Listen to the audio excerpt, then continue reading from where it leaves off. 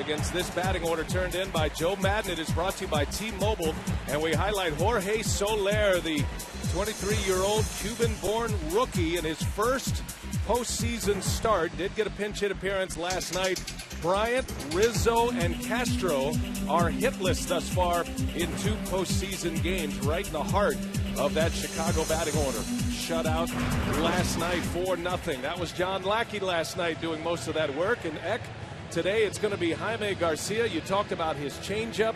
You talked about maybe this being a bullpen game, but if Garcia's right, he is a guy that can take you deep into a ball game. You see right there, he finally made 20 starts. He hasn't done that since 2011, and when he's on, I mean, he has got a great sinker moving all over the place.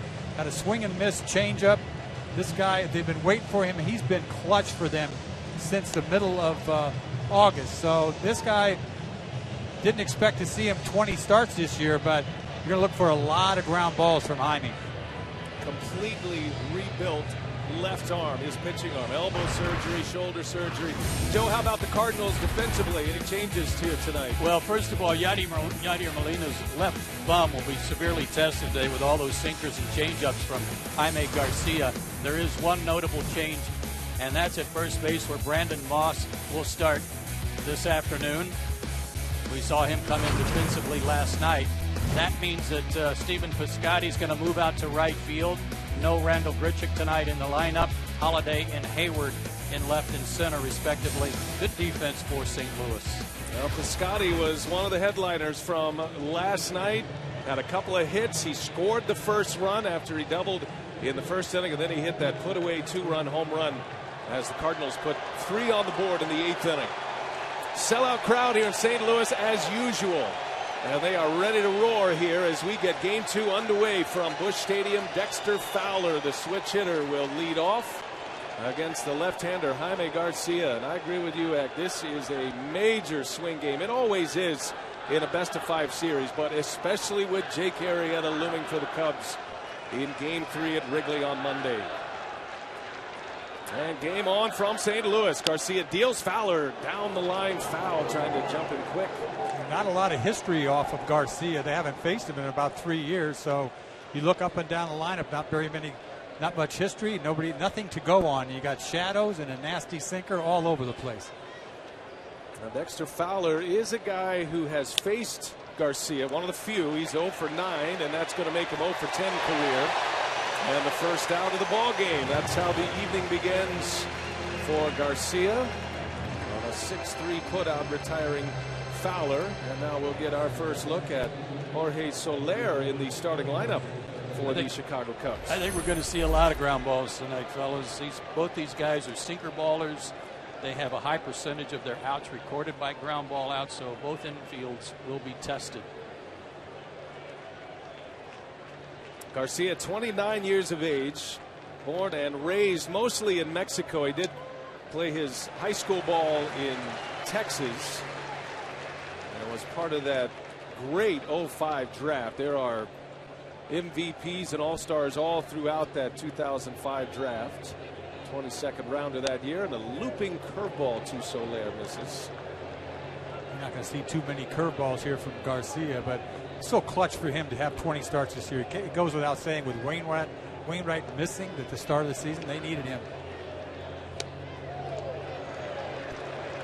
And our Chevrolet pitch tracks. Let's look at the stuff of Jaime Garcia. Changeups, the big pitch for him. And you mentioned, Eck, in the open that changeups are going to be on display here in this game because Kyle Hendricks, the Cubs starter, he lives and dies with his changeup. Garcia certainly has one of the great swingin'est changeups in baseball this season. And neither guy overpowering. Both of them top out at about 90 or 91. And the 3-1, Soler takes a called strike. Home plate umpire here tonight is Bill Welke.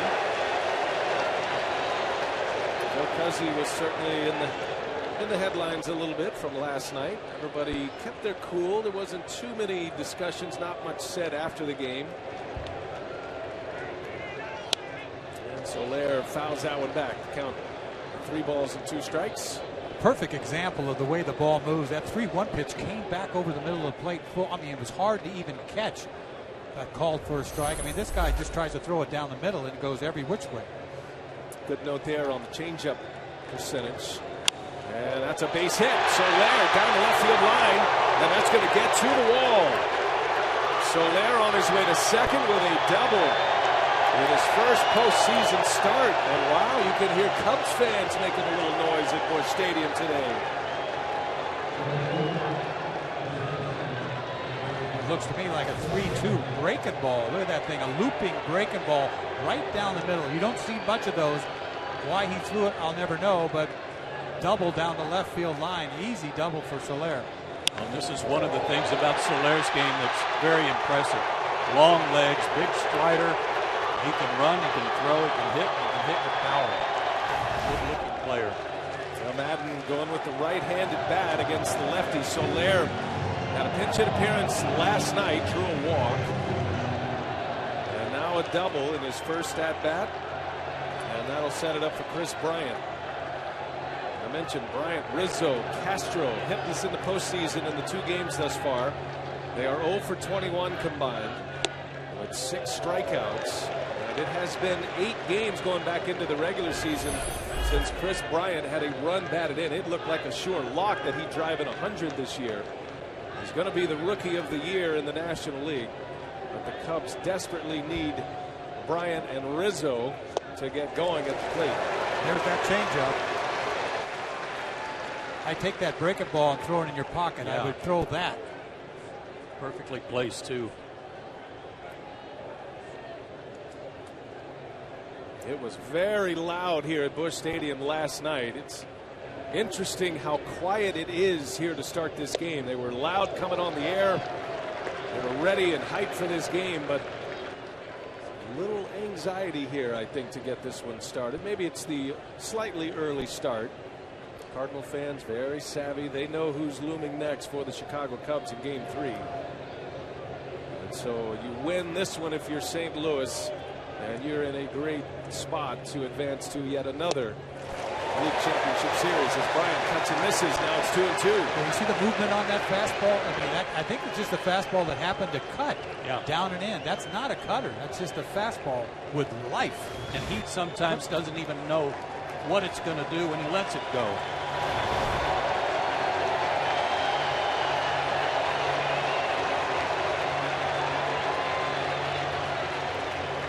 Here's a 2-2, and Bryant fouls it back. Bryant, one of the 3 regular rookies that have contributed this year. Now you add Soler to the mix. Kyle Schwarber is out of the lineup today. Joe Madden said he didn't even consider Schwarber, who's hot, but the lefty-lefty matchup had him thinking Soler was the best option. So still those 3 rookies in the starting lineup with Addison Russell and Soler and Bryant. And a call, strike 3. Garcia punches out Bryant for the second out. Well, he did put the curveball in his back pocket. He brought it back out again. Bryant had a pitch to hit the pitch before this and just froze him with a breaking ball, pretty much middle. He was thinking hard stuff and just absolutely froze him. And Bryant's postseason struggles continue. Hoping there's time to get him cranked up again. He's a streaky hitter. And so now Garcia will match up against a left-handed hitter. And Anthony Rizzo, one of the 2 lefties that are in the lineup for the Cubs today. Rizzo actually hits lefties very well. And Rizzo putting together a near MVP season in 2015, be it not for the year that Bryce Harper had with the Washington Nationals. These shadows could be playing a factor here early in the ballgame. You got bright sunshine on the batter's eye, as the guys in the studio were talking about. That will probably play to the advantage of these change-up pitchers. 2 outs, runner at second. Rizzo takes a ball. 1-1 the count.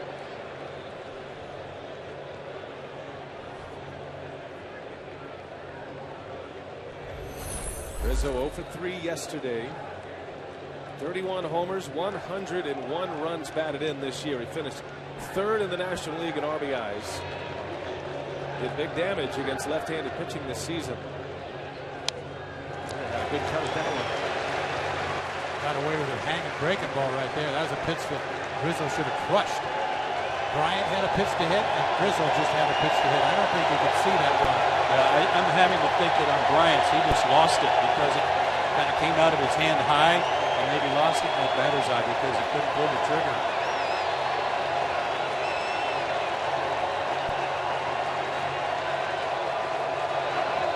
Checked up on the bat. And Rizzo, a foul tip right into the mitt of Molina. A strikeout to end the inning. Back-to-back Ks for Garcia to start his day. Cubs Cardinals, and now the T-Mobile batting order for Mike Matheny. And the Cardinals will stick with Carpenter at the top. But Stephen Piscotty yesterday, one of 5 Cardinal rookies to homer in his postseason debut. And it was a put-away punch last night. 2-run home run in the 8th inning. Piscotty will be in right field to start this game. All right, Eck, how about 25-year-old Kyle Hendricks in his first postseason game? He's coming off his first full season in the big leagues. We're talking about a guy who doesn't throw all that hard, but great changeup, great command, a lot of ground balls. Smart pitcher, Dartmouth grad. We'll see. Facing Matt Carpenter. Got a little bit of history against the Cardinals, does Hendricks. This will be his 5th career start against St. Louis, 4th of 2015, and a couple of guys have gone deep against him, including Matt Carpenter, who had a home run off of Hendricks in May, and it was a big home run season for Matt Carpenter this year. 28 homers, a career best. When he's on, you just saw the pitch that makes him tough. 79-mile-an-hour changeup dropped off the table.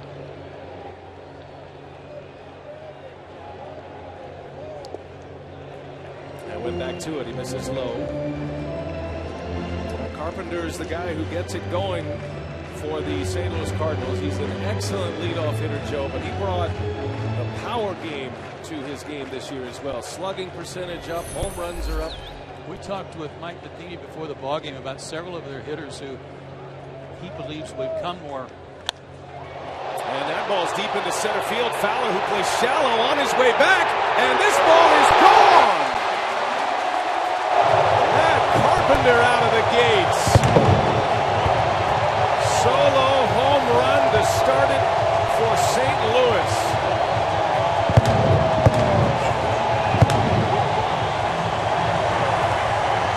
What a statement that is, right from Jump Street.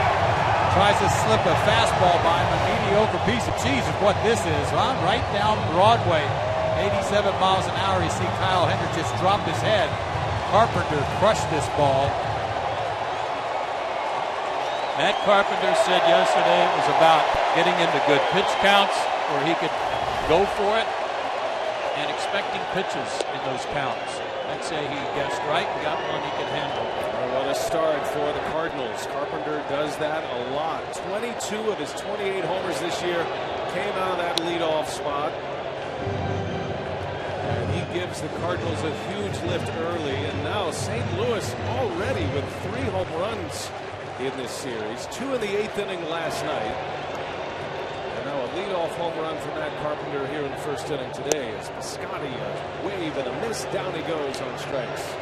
Good comeback for Hendricks. But back to what Matheny was saying today was about their hitters, that as they are progressing through their minor leagues, they start teaching them, once they figure out how to make consistent contact, about working counts and getting counts in their favor where they can then go for it and try to hit the ball out of the ballpark. And he mentioned Piscotty as one of those guys. Carpenter certainly picked that up from last year to this. Only 8 homers for Carpenter last year. And now Carpenter is 7 for 11 in his career against Hendricks as Matt Holliday takes a strike. So I didn't think it would come up this early, but you guys like to frequent the pubs, right? So McNally's is a bar on the south side of Chicago. So they're giving away free beer for every St. Louis home run. Well, they're oiling right now. Right? Obviously, they're against the Cubs, and they never imagined they'd be giving up on 3 occasions. As Holliday sends that one high in the air to left field. And that's going to stay in as Jackson has room to make the play. Holliday just missed that one. 2 outs in the inning. Talking to Matt before the game, too, talking about this pitcher, Hendricks, saying he's got to keep the ball on the ground. You start seeing fly balls, that is trouble.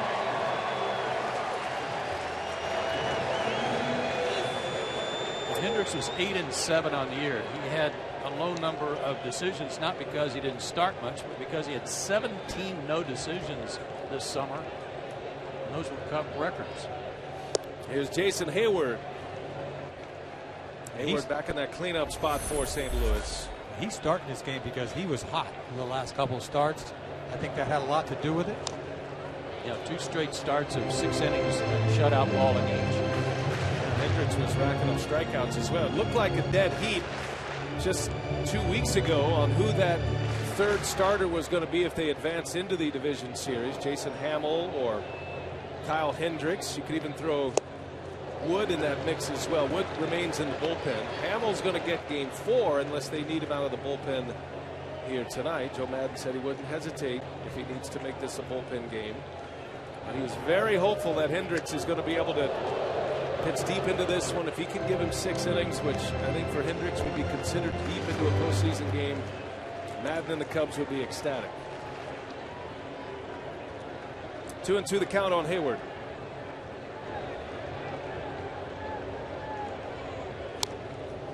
The count remains at 2-2.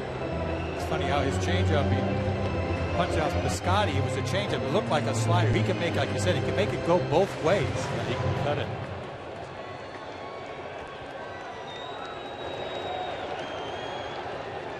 Looked like Montero asked for the timeout. The Cub catcher. And the 2-2 pitch. And that one is inside to Hayward. Full count to Jason Hayward, who will be a free agent at season's end and a very sought after free agent. Traded from the Braves to the Cardinals this offseason. And Hayward, a shot off the knee of Rizzo to Castro. Hendricks is there for him. And that will end the inning. It goes 3-4-1. And it is the #1 hitter in the Cardinal lineup that starts it with a bang. Home run, Matt Carpenter. It's been even better this year, Joe. Yeah, not as good as this year. It was 62%, which is extremely high. Garcia will face Starlin Castro to start the inning. And strike 1 to Castro. So Bryant and Rizzo with back-to-back Ks in the first inning with a runner at second base. So Lara doubled for the Cubs. And then Bryant and Rizzo go down, and the Cubs leave another man in scoring position. And now Castro, and he bangs one through for a base hit. Starlin Castro with his first hit of the postseason. And the Cubs have a man on to start the second inning. Guys, it's no secret that the Cubs need Bryant, Rizzo, and Castro in the middle of their order to do some damage in this series. Not just this series, but if they advance, they've got to have those 3 guys clicking. We can talk about the rookies and the contributions they make outside of Bryant, like Schwarber and Addison Russell. But those 3 guys in the middle have got to start picking it up. And a good start for Castro this afternoon with a single up the middle. And now here is Austin Jackson with the left-hander on the mound, and a left-hander that most of these Cubs have not faced.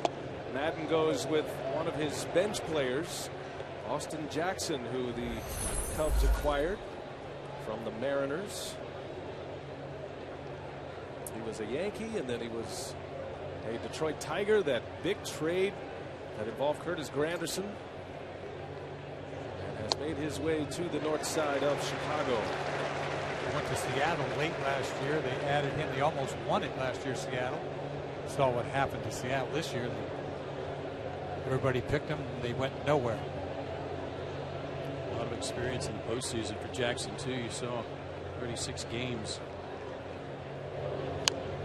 And Jackson is swinging a foul. This is the 4th postseason for Jackson. Those various clubs. He made 12 starts for the Cubs after coming to them at the beginning of September. It was a late August deal. Got to be on a major league roster by September 1st to be eligible for the postseason, and the Cubs were able to get that done with the Mariners. And there's a ground ball in the hole. Peralta, backhand stop, and a throw that's wide and into the dugout. So Wong lost the handle, and Jackson will be awarded second base. Very strange looking pivot. I don't know if he lost the grip on the baseball or what happened there, Brian, but one of the guys that's really beaten himself up here is Yadi Molina, who was a spectator. That's not like him, and he was hitting his chest protector like that's my fault for that ball getting by and into the camera well. That just came out of his hand. I thought they were going to have a hard time turning that double play. You see Castro on Wong right there, but he had a chance to throw that ball. He wasn't taken out. No. So the first blemish for the St. Louis Cardinals, it's an error by Wong, who's a dynamic second baseman, can make highlight reel plays, does have some errors this year. That puts a runner at second base with one away for Montero, and a little half swing, he goes, and it's 0-1 on the Cubs catcher. 17 errors in the regular season for Wong. He is just the opposite of Johnny Peralta. Peralta, very little range, but steady, makes all the routine plays. Wong has great range, can really go get him, but can be accident prone at times. That was basically just a misfire, right? I thought when I first looked at it, like the runner, he hit the runner because it was like a changeup coming off of his hand. Just came out sideways. Second consecutive inning, the Cubs have a runner at second, and Montero a pitch in the dirt. Good block back there by Molina. Yadier Molina is not 100% by any stretch. The Cardinals absolutely will not put a percentage on it, but you can just look with your own eyes and tell he's not the same kind of player. He is still a major presence, but he's dealing with a thumb injury, ligament damage in the left thumb, the catching thumb. Runner takes off. Jackson, Molina's throw to third base is late, and that one belongs to Garcia. Jackson got a running start and a big stolen base early. He's there with just one out. That got the Cubs players off their bench in the dugout too. They were all standing and cheering. That's definitely on Garcia. Just gave him one look and Jackson had him timed. No chance for Molina. Easy into third. So a key early stolen base, and now the Cardinals will bring their infield in. Former Diamondback Montero in his first year with the Cubs. Chance to drive in a run. And that misses down and away. And you can see Molina didn't catch that one well either. Brian, this is a situation that really haunted the Cubs all year long, and that's getting that runner in from third with less than 2 outs. They were last in the major leagues in this situation, getting that guy in at only 40% of the time. It's hard to figure, too, a team that scores as many runs. They were one of the highest run-scoring teams post-All-Star break. Montero works a walk. First and third in the second. The Cubs putting up a threat early. Well, it's Chevy Truck Month, and it's time to make a strong decision, like choosing a Chevy Silverado. Chevrolet is proud to be the official vehicle of Major League Baseball. Here's where the pitcher batting eighth kind of sneaks up on you. Got him batting eighth, Russell ninth. So it kind of limits you on what you might be able to do as a manager. Kind of backfires on you right here. Yeah. Well, Kyle Hendricks up there to bunt. Interesting note here on Hendricks. You might have seen it already, but he is the first pitcher to bat eighth in a postseason. The only other pitcher to hit higher than ninth in a postseason is Babe Ruth. Game 4 of the 1918 World Series, by the way, against the Cubs. He was hitting sixth that year for Boston. As Hendricks gets a bunt down, it's a safety squeeze. Jackson will score, and Garcia throws it away. Both runners will advance. The Cubs tie it, and a defensive breakdown inning here in the second for St. Louis. I mean, you know he's going to bunt. I mean, to me, you should be ready for anything right there. But they didn't give it away. And Garcia never looked home. He picked the ball up and immediately was ready to throw to first, but never looked home. It's almost like somebody yelled at him or something, because he looked to first and then went back to looking at home. Like, what are you doing? And then off balance, flat-footed, threw it away. It looked like Molina was setting himself up ready to take the throw, though. Great speed, Great excitement created by Austin Jackson already here. Eric Lilliquist, the Cardinal pitching coach, a quick visit just to settle things down as the Cardinals kick it around here in the second inning. That will be officially scored as a sacrifice bunt for Hendricks. Give him an RBI and an E1 on Garcia. Jackson was the real instigator there. Stealing third base and then scoring on the safety squeeze. Like we said, what a great idea to bat your pitcher eighth. First and third situation. Jackson didn't give it up. He had no lead at third base. Second and third now. Still just one out. Here is Addison Russell, and he takes a strike from Garcia.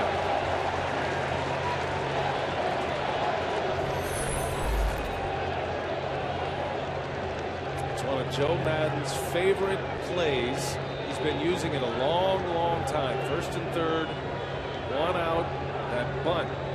Worst case scenario, if you get it down, it advances. He does it again. Russell, and this is going to bring another run in and out at first. It's a good play by Garcia. He was the only one that had a shot, but a bunt that scores a run on another safety squeeze.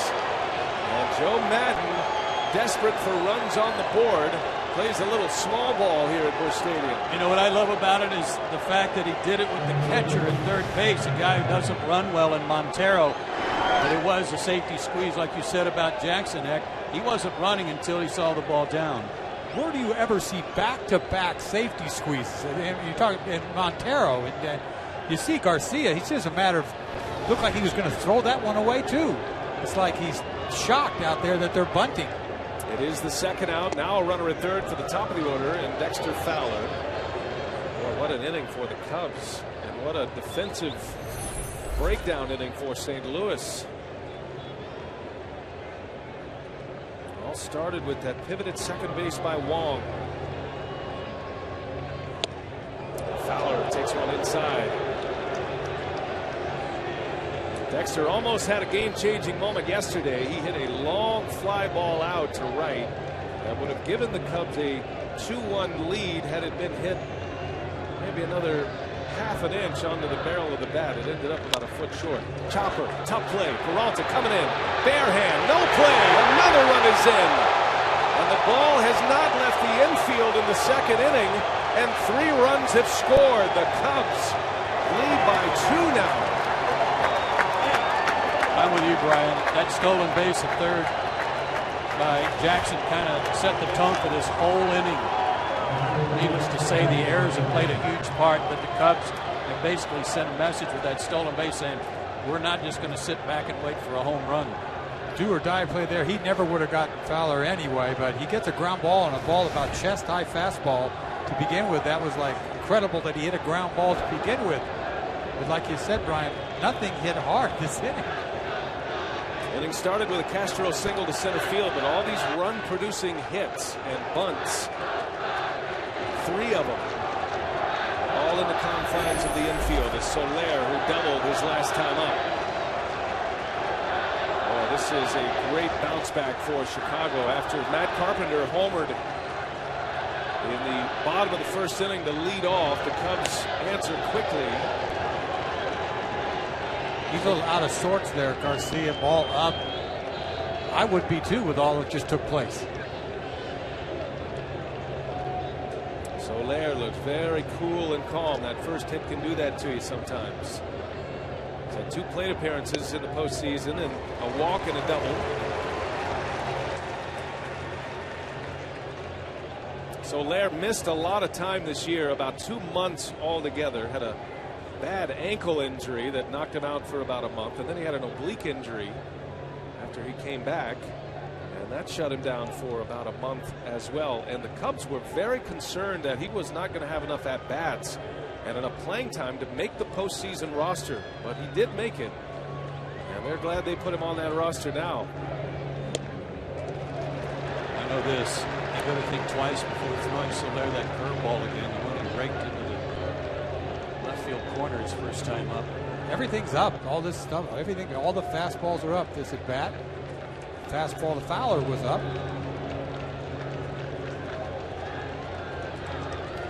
Fowler at first with 2 away. 3 runs are in for the Cubbies. And a big swing and a miss. That ball started right down the middle and just disappeared. I don't know how Molina catches it. Yeah, you do. But you see how Molina, he'll set up real late. He won't give him a target. He waits till the last second to stick his glove up. See what he has in mind for him. Yep, and it steps off. It's like he's just trying to stab it. You see where his glove is? He doesn't give you a target. Check on Fowler at first. Fowler's a base stealer, but against Molina, he's like the shutdown cornerback in the NFL. You don't run much on him, but he's not the same Molina right now. It'll be interesting to see if the Cubs, if they get a lead like they have now, if they'll try to push it a little bit. And there he goes. And a swing and a bouncer foul from Soler. Molina reminds me of a guy catching a knuckleball. Right, I told you it's late. Yeah, he's just waiting to see where the pitch is going and then stab it. Tries to put his glove in front of him. Mike Matheny talked to us about the damage that Garcia can do to a catcher. That little bit of run he has that moves into a right-handed batter. That is tough on a catcher's thumb, and that's the injured thumb for Molina. High fly ball into center field. Hayward, long way to go, and Hayward's looking up, and that one is gone! A home run! Jorge Soler!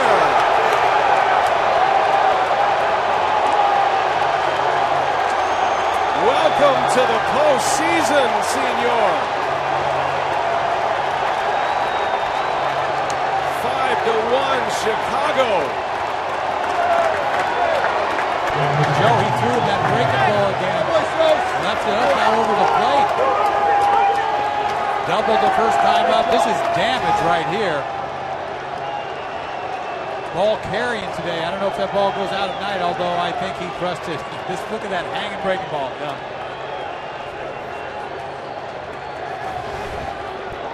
What an inning for the Cubs. Now Bryant is up and is swinging a foul.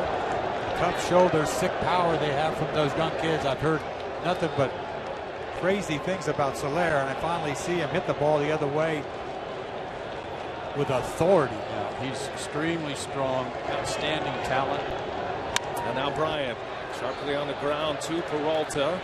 And that will retire the side. What an inning. Two safety squeezes for the small ball, and then the big bomb by Soler. St. Louis, and that highway that is next to the ballpark is 55. And that's the road to Chicago, and we'll all be on that highway after the game tonight, setting up for Game 3 at Wrigley Field on Monday. Look forward to that one. Kyle Hendricks now has a 4-run lead. Boy, this one turned quickly after the Carpenter homer in the first. The Cardinals commit 2 costly errors in that second inning, and the Cubs do big damage, scoring 5 runs. Not one of those runs was an earned run in that inning. That was a good pitch he didn't get. Would have got it last night. Chevy pitch arsenal for Hendricks there as Peralta. And oh, what a play. Russell to his feet. Throw to first in time. My goodness. Addison Russell showing some serious range for out number 1. Yeah, that wasn't a 25 hopper that he made a diving stop on. Breaking ball. He got that on the first hop. Great stab. Got a little help on the other end from Rizzo, who didn't pick it over there at first base. Outstanding play. Doesn't get any better than that. That is a big league play. Both ends. Now Hendricks fired up, knowing that is a big-time play early in this one. Here's Moss now. This is the one change Joe talked about in the lineup. Brandon Moss gets the start today. Yesterday, Matheny had Piscotty playing first base. And today it is Moss with Piscotty out in right field. So no Grichuk today.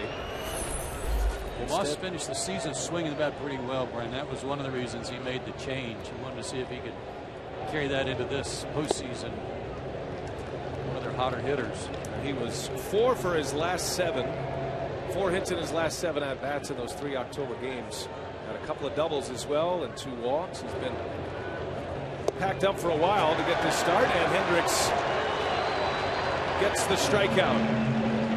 His second punch out, 2 up and 2 down in this second inning. That's a swing and miss changeup. You see it once again. Moss all or nothing. I know you're a believer in this shutdown inning type mentality too. That's why that play at shortstop. I'll tell you what, I'm going to go kiss him over there for that. Are you kidding me? Bullet, you get an out. Yadier Molina now with 2 away.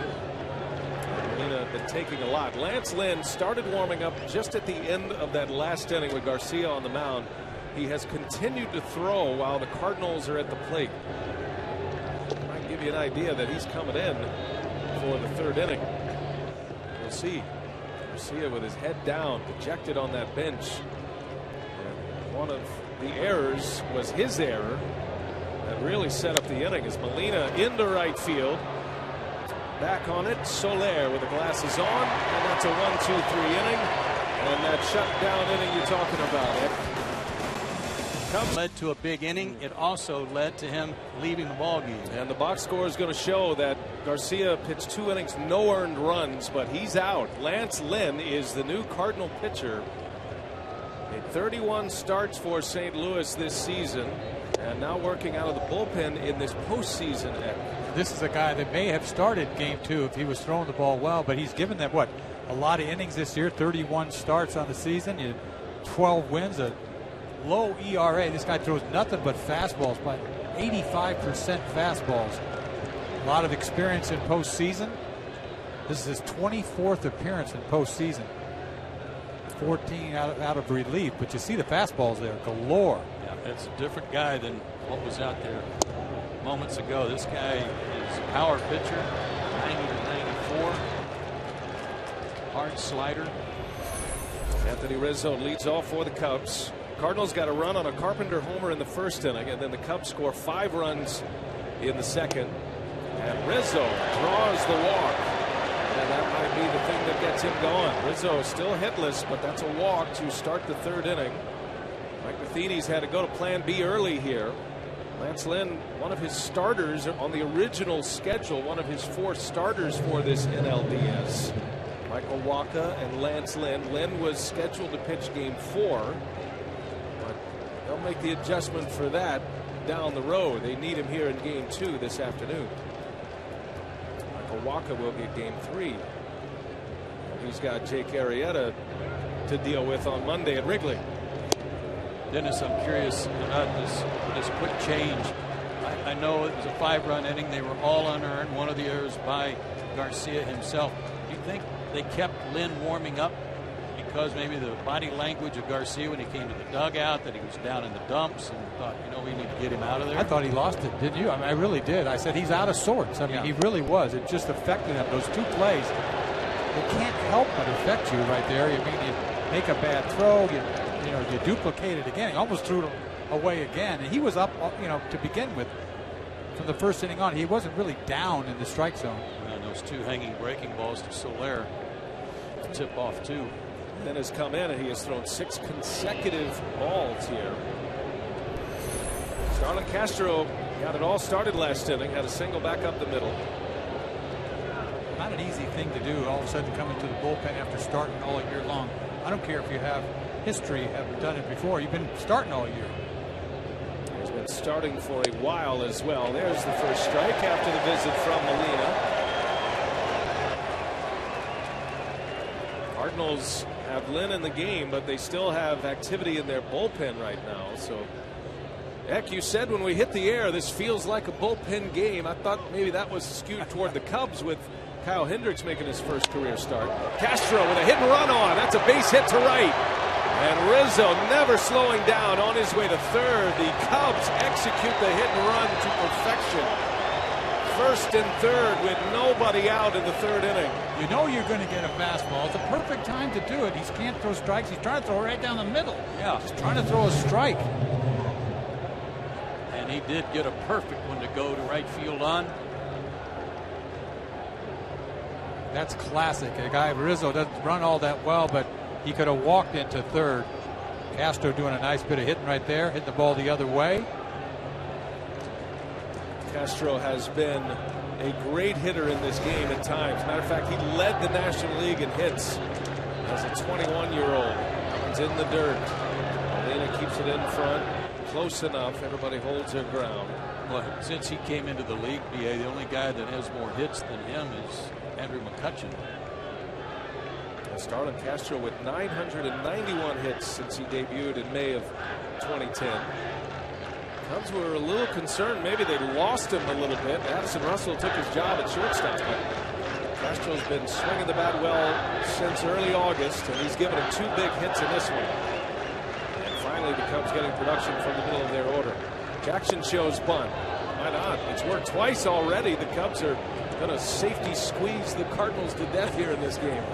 They had bunters camp, didn't they, there for a while? We talked about that the other night.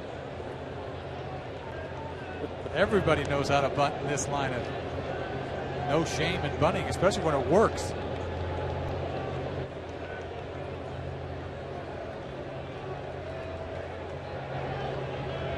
First and third, nobody out, and a swing and a roller to third base. That's foul. Foul ball. Called quickly there by the home plate umpire, Welke. Right off the foot of Austin Jackson. Jackson was the real spark plug, the real igniter last inning. Yeah, you can see clearly off the top of his foot. Got a shin guard, but he needed something on his instep.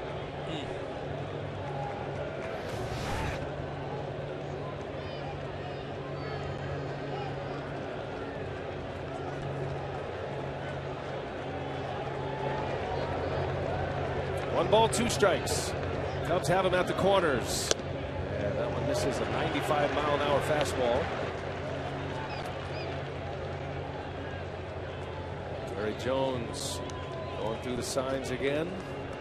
Reminds me of UL Washington with that toothpick. Yeah. That's a rally toothpick for the Cubs today. UL was probably his eye. And that's up and away.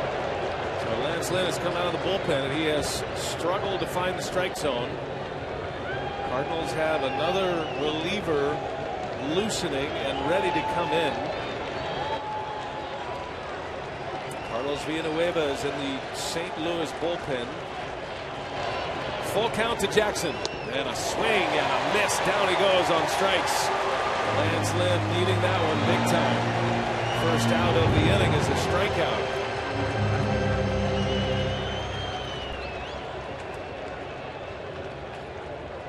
Well, official caps, hoodies, jackets, and more. You can celebrate with your favorite team at the MLB.com shop.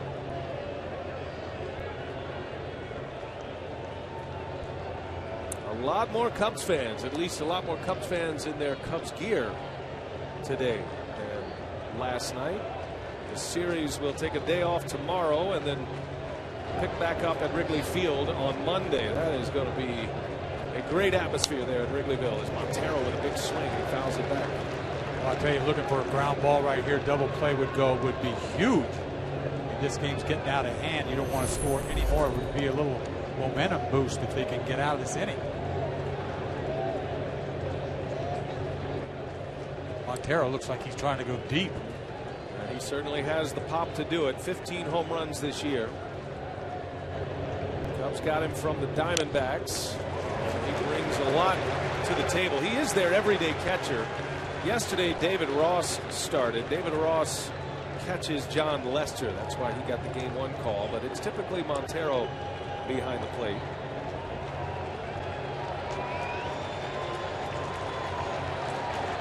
Cubs carry 3 catchers, Ross, Montero, and Schwarber. Although at this point, Schwarber pretty much just an outfielder. 0-2 the count on Miguel Montero. And Lynn's pitch is fouled off. Here's another one of those runner at third less than 2 out situations. So for the Cubs that I talked about, was a problem for them most of the year. An opportunity with a fly ball just to get that guy in from third and add to your lead. And while Joe Madden believes in the safety squeeze, he doesn't believe in it that much to have Montero try to do it. So Montero's been up there swinging away. Down and away here. And this is away.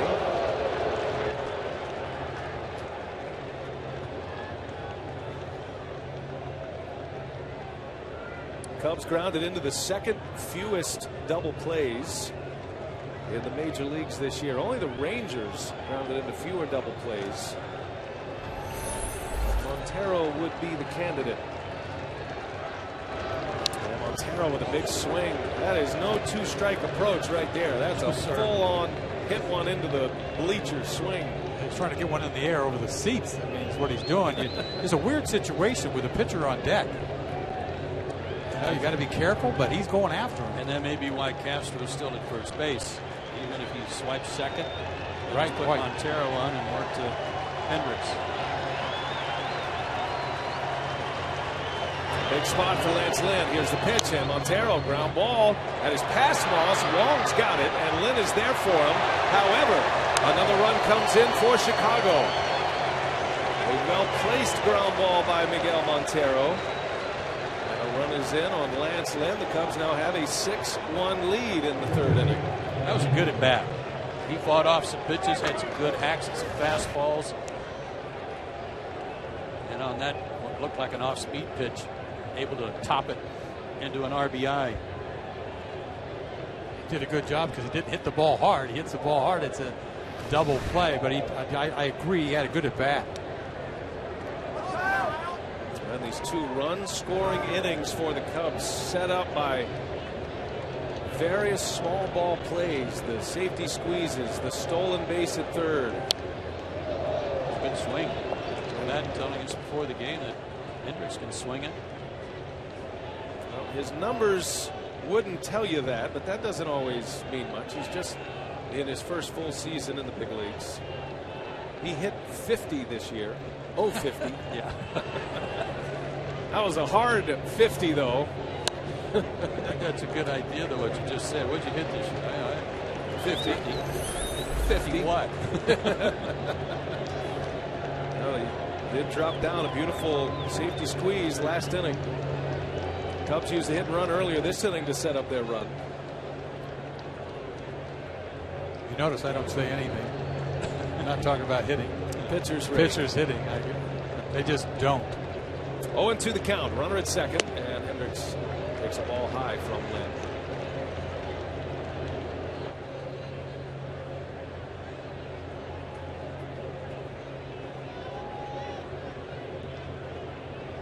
Cardinals, as I mentioned when we began our broadcast, played a near flawless game yesterday. That has not been the case today. Lance Lynn coming out of the bullpen does surrender a run, a walk and a hit. Cubs now lead 6-1.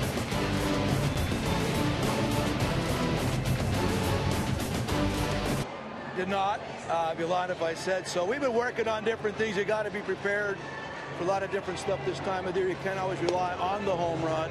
And our guys, we didn't execute the first one really well, but we'll take it. Carpenter got to Hendricks for the leadoff homer. Nothing since. What's your read on him? Well, I mean, he's actually throwing the ball pretty good. They've made some good contact, though. I'd like to see a little bit lighter contact. They'll feel a lot better. Thanks, Joe. My pleasure, buddy. Thanks. And our thanks to Joe Madden spending a little time with us between innings, talking about his right-hander, Kyle Hendricks, in his first postseason appearance. The Dartmouth grad has an economics degree, and Joe did point that out before the game. He said fly balls that are hit well means trouble for Hendricks, and that has happened on a couple of occasions in this one. And a swing and a miss as Colton Wong strikes out. Excellent changeup from Hendricks. How about no contact at all? That's all right. Soft contact, no contact. 6-1 lead. That's his third strikeout. John Jay's going to pinch hit here. So Lance Lynn out there for just one inning. Still keeps him in a position to start game 4. You could also have Garcia do that. That'll give Matheny some options. So Lynn goes just one inning, gives up a run, and now John Jay off the bench. And a strike from Hendricks. Jay was another guy that was questionable to make the postseason roster. And because of the injuries to the outfield for the Cardinals, specifically Matt Holliday and Randall Grichuk, Matheny felt like he needed to add to his outfield depth. So Jay makes it, and Hendricks, wow, quickly dispatches John Jay on 3 pitches. That was a beautiful setup there. Not a beautiful thing, that little fastball coming back on the inside corner. Now Matt Carpenter gets a big hand. Take a look at StatCast, powered by Amazon Web Services. This was the first batter that Hendricks faced in his postseason life, and a 412-foot home run by Matt Carpenter, and they had this place jumping quickly. That would rattle a lot of people. He has settled in nicely, especially after that 5-run second inning. And Carpenter loses the bat. Look out in the seats. Oh man, that bat helicoptered into the stands and hit a fan. That lady, I hope she's okay. That just missed the netting. Cardinals, unlike a lot of major league teams, major league facilities, they actually have a lower netting, but Carpenter's bat went flying over the top of it. How do you get your bat back? I mean, that never happens, huh? Cardinal fan. Cardinal fan. Totally. God, she's okay. She got her in a hand. Got her hand up there quickly. Way to be alert. Baseball's looking into doing something about the protective netting, raising it up, running it down past the dugouts. Hopefully that happens sooner rather than later to protect fans. I'm sure there will be a gift headed her way from that Cardinal dugout. I hope so. Carpenter's got his gamer bat back, and the count 1 ball and 2 strikes.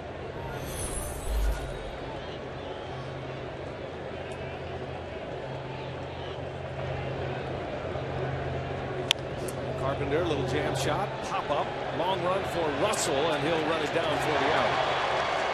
So Hendricks has answered well after that home run. 9 up, 9 down since the Carpenter long ball. That second inning was largely self-inflicted, specifically on the Hendricks bunt. What happened with Garcia and the communication with Molina?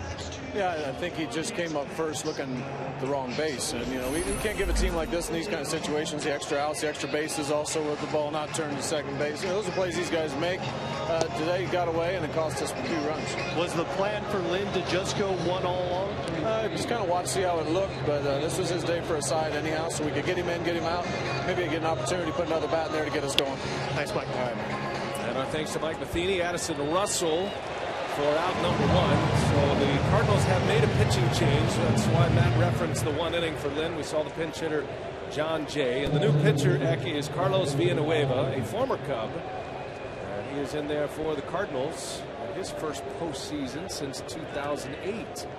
You see the games and the innings. You don't see that often out of a bullpen guy in this day and age of 1 inning. So he's a multiple inning guy, and he features almost everything. Fastball, slider, changeup, curve. Villanueva has an excellent changeup as well. And a swing and a miss. Dexter Fowler out in front. Back on the left side goes Fowler, the switch hitting leadoff man. Fowler had an infield hit and an RBI in the second inning, part of that 5-run second inning for the Cubs. St. Louis is carrying 2 long relievers.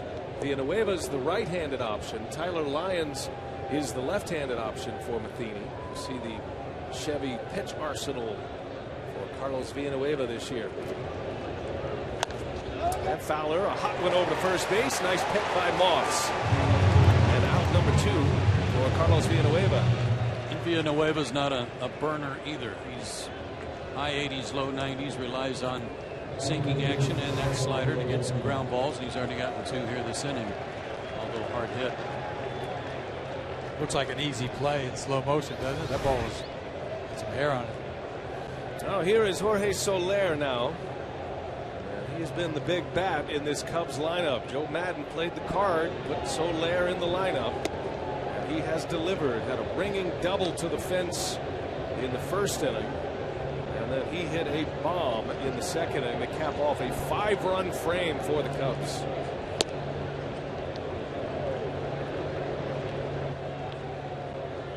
Villanueva falling behind.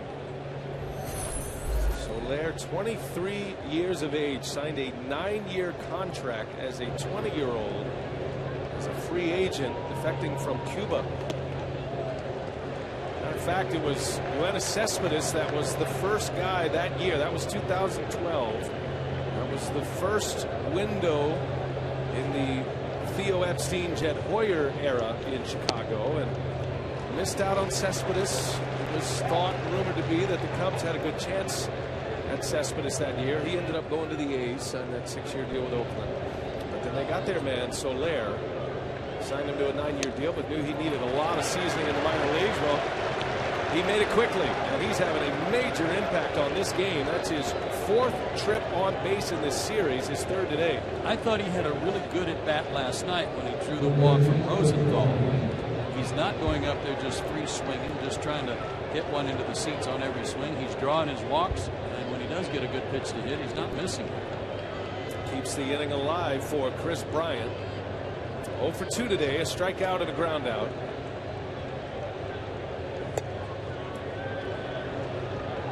Talk about needing some tutelage. In the clubhouse earlier, I saw Manny Ramirez over there. I forgot completely about him having been coach for them, hitting coach. He was in the minor leagues with a lot of these young players coming up. Manny Ramirez, great influence. What a postseason hitter he is. There's another ground ball to short, and Peralta will go the easy way to win the inning. So in a way to close it for the Cardinals, settles it down a little bit. Cubs have a 6-1 lead in Game 2.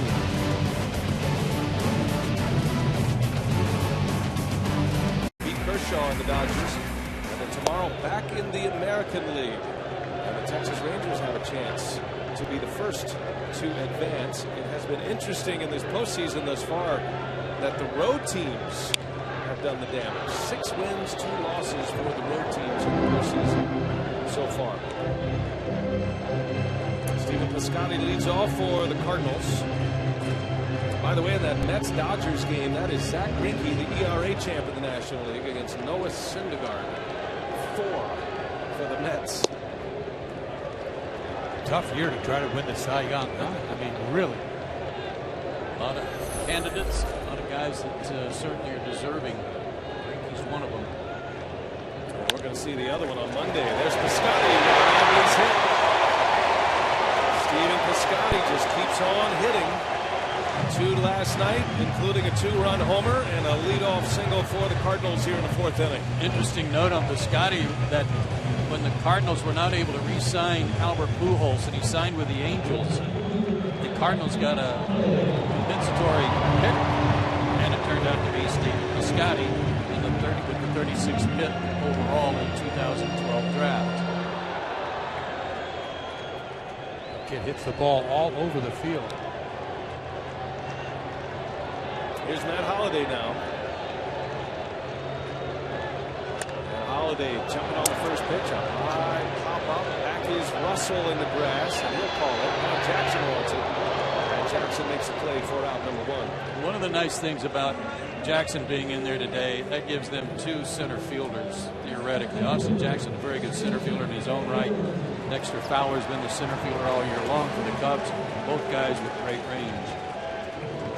Big outfield to cover here at Busch Stadium. Ball is definitely traveling better than it did last night. It was about 15 degrees cooler last night, and the wind was blowing in. Today, it's just perfect. Temperature's going to move into the 70s, and very little breeze to speak of. We've seen some long balls already. Here's Jason Hayward. We talk about first sign of trouble, the bullpen goes to work. Madden was telling us before the game, he was talking about Wood and Cahill, and I thought it would be the other way around this, but he doesn't want to see this get taken away. It's such a different game in the postseason. Kyle Hendricks rolling along here, had retired 9 straight until that single by Piscotty. As you see Travis Wood getting loose. Madden did say he likes Wood for the bottom half of this Cardinal order. Thinks he matches up very well from Hayward on down. You got to be impressed with what Hendricks has done pitching inside with left-handed hitters to try to get some room for his changeup. He's keeping them honest, not allowing them to break over the plate. 2 balls and a strike on Hayward, and that one misses low. 3-1 the count. Really just a 2-pitch pitcher, but his changeup goes 2 directions. That's hard to do as a starter. Throw 2 pitches, but you saw him almost punch out the side last inning with it.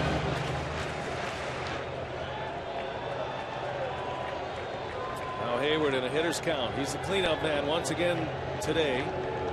Hendricks checks on Piscotty. Hendricks came to the Cubs organization as an A-ball pitcher in the Ryan Dempster deal. That was also in the first year of the Theo Epstein, Jed Hoyer era. And a shrewd trade that was. The Rangers had Hendricks in their system. They liked him a lot, but he was buried in the lower levels. He was just getting his professional career started coming out of Dartmouth. And was traded at the trade deadline of 2012. Dempster sent to Texas. Hendricks ended up in Double-A with the Cubs the next season in 13, and then ended up in Triple-A last year before he made his major league debut in July of last season. And he was lights out when he came to the big leagues. Yeah, 7-2 last year after he came up, and he wasn't that high a draft pick by the Rangers, an 8th round pick in 2011. And he is on the mound for Game 2 primarily because of what he did in his last 2 starts in the regular season. 12 scoreless innings.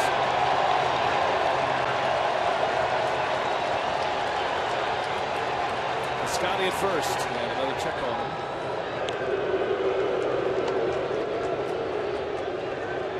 The big pitch in this game. I know it's 6-1, but you got a guy warming up. Madden doesn't want this game to get away from him at all. Find out how much trust he's got in his changeup right here. The throw is over. I don't know if those are being called from the bench or if Hendricks is going over there on his own, but a significant amount of attention being paid to Piscotty. I'm locked in on the hitter right now. I would never throw over. Doesn't certainly feel like a stolen base opportunity, but he might be trying to ice Jason Hayward at the plate a little bit. Hayward asked for a timeout and is granted timeout. 3-2 change. He's got a lot of confidence in it. Let's see if he uses it. And the 3-2 runner goes, and Hayward fouls it off. He was way late on that pitch. It came in at 86 miles an hour.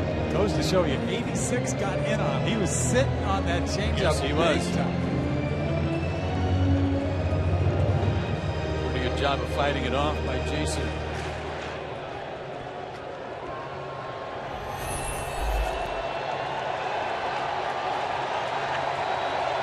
Runner goes again.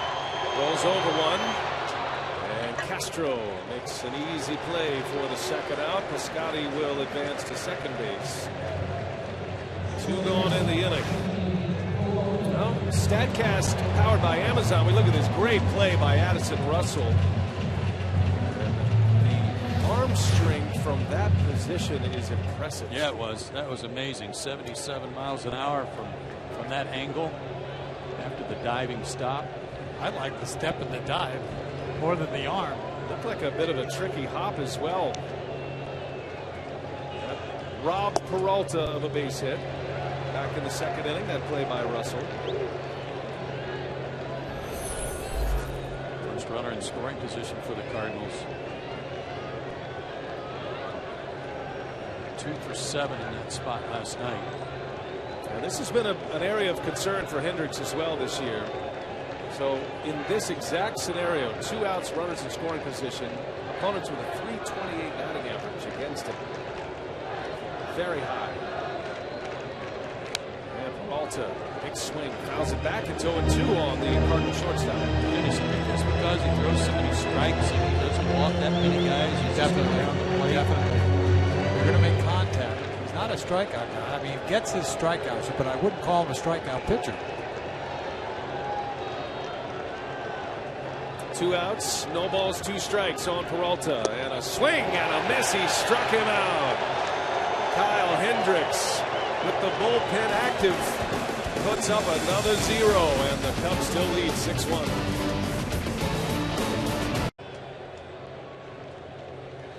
Back at Busch Stadium, Game 2 of the National League Division Series. These longtime rivals, Cubs, Cardinals. First time ever they've matched up in a postseason. Carlos Villanueva, the third St. Louis pitcher. He's back out for his second inning. Rizzo leads off for Chicago. Villanueva with a scoreless fourth. Gave up a leadoff single and then retired the next three and had a strikeout. Walk, I beg your pardon, to Soler. And Rizzo with a swing and a miss. Not going to give him the fastball. I'll tell you what, I've seen more changeups in this game than you'll see in a half a dozen.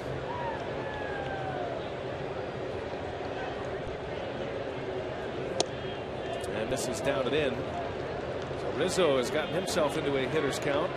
Anthony walked and scored in the third inning. That was off Lance Lynn. Jaime Garcia started this game with 2 innings, no earned runs, but 5 runs in the second, all unearned. Garcia had one of the big errors. There were 2 errors in that inning.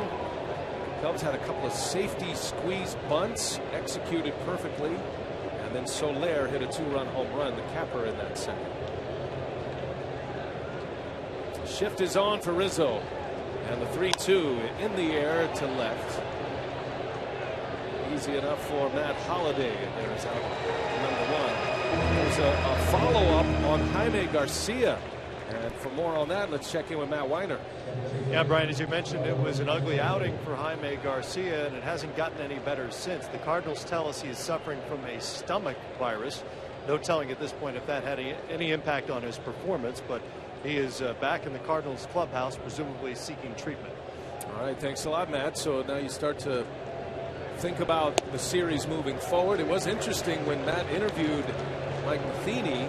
His focus was more on Lance Lynn about being able to possibly come back in this series. Because he had to throw on the side anyway. It's like a side day. Right. Lynn scheduled to start game 4. So we shall see how that one plays out. Here's Castro. Well, if it's anything like the stomach virus that yours truly encountered last weekend, I know I couldn't have gone 4 or 5 innings. Okay. I see. I hope you're okay, Joe. Thanks for sharing that. I'm telling you, it's rough. It causes a lot of hanging breaking balls. 0-2 to Castro, and that's beat into the ground. Johnny Peralta takes care of Castro for the second. 2 up and 2 down for Villanueva. Say you can follow every pitch of the postseason with MLB.com @bat, the #1 app for live baseball. Stay connected with highlights, replay reviews, scores, pitch tracking, live radio broadcast, and more. Download the @bat app today. And here is Austin Jackson with 2 away, nobody on.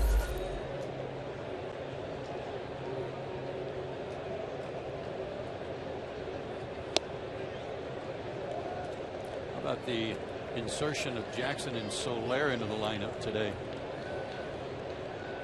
Well pushed buttons by Joe Madden. Soler's 2 for 2 with a walk. Now Jackson hits it hard into left field, but Holliday is there, and that's a clean inning and the first 3 up 3 down inning for a Cardinal pitcher today.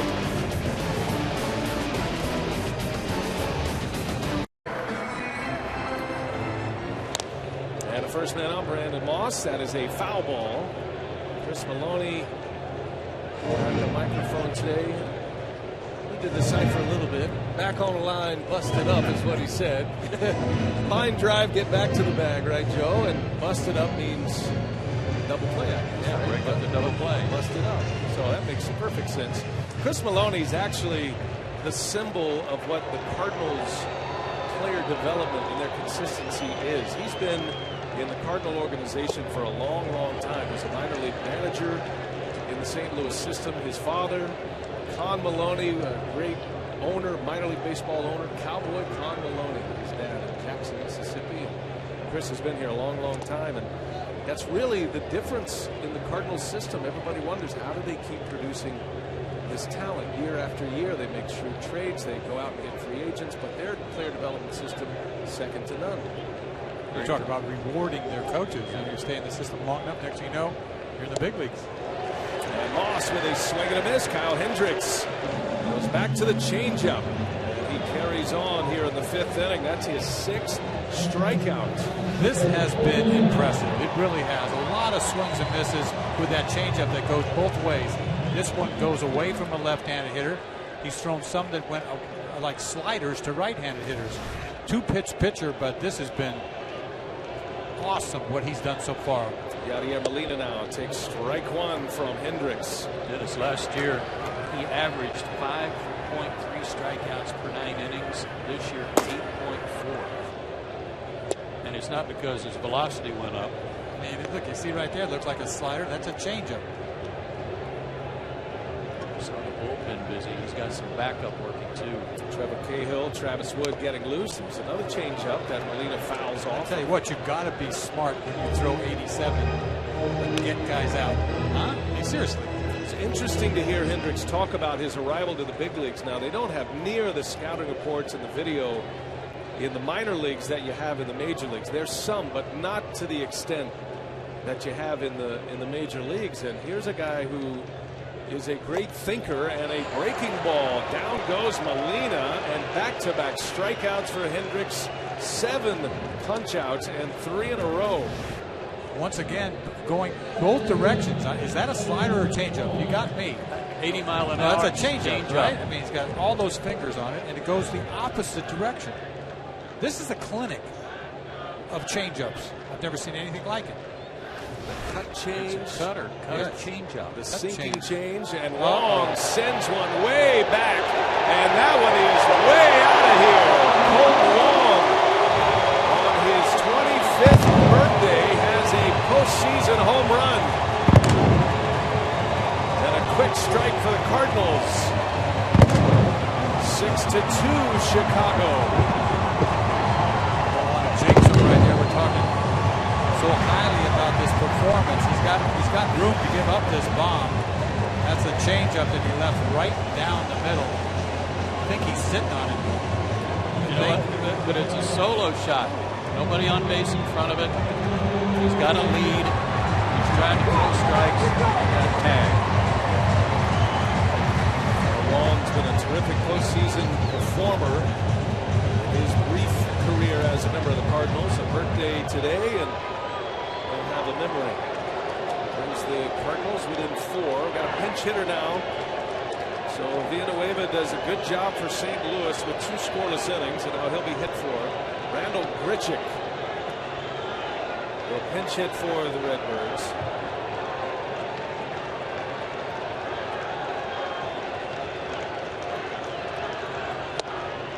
Swing and a miss by Grichuk, who has big-time power as well.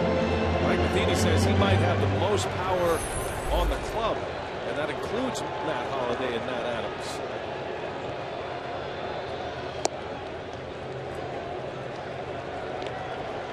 There's still a long way to go in this ball game, and for the Cardinals trying to just peck away at that deficit. A quick strike certainly helps. And a high fly ball deep in the left field. That one's not coming back. Randall Grichuk with a home run.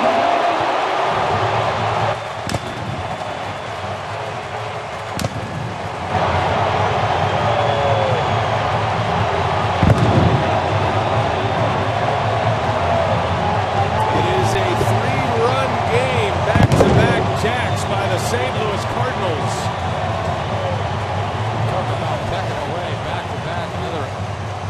Breaking ball. We haven't seen any of those. This is a curveball. Probably one of the first pitch breaking ball he's ever thrown tonight. That ball is launched. Yes, it was. And Matheny knew it right away. That was another 400-foot home run. The 3rd homer for the Cardinals. Soler's got one as well. 6 home runs in this series already, and Joe Madden will not waste any more time. The set up the new pitcher here. Travis Wood, the left-hander out of the Chicago bullpen, trying to quiet down this sellout crowd. Wood's been good for the Cubs this year. Madden believes he is much more than a situational left-hander. He's in there to face the left-handed hitting Carpenter, but he's a guy that can get right-handers out as well. He can give you a little length. In fact, they were even talking about Wood as a potential starter in this postseason. His velocity has gone up since he's gone to the bullpen. Carpenter takes a strike. 1 ball, 1 strike. The Cubs are back-to-back home runs from Wong and Grichuk. A pinch hit home run for Grichuk. Carpenter homered in the first inning.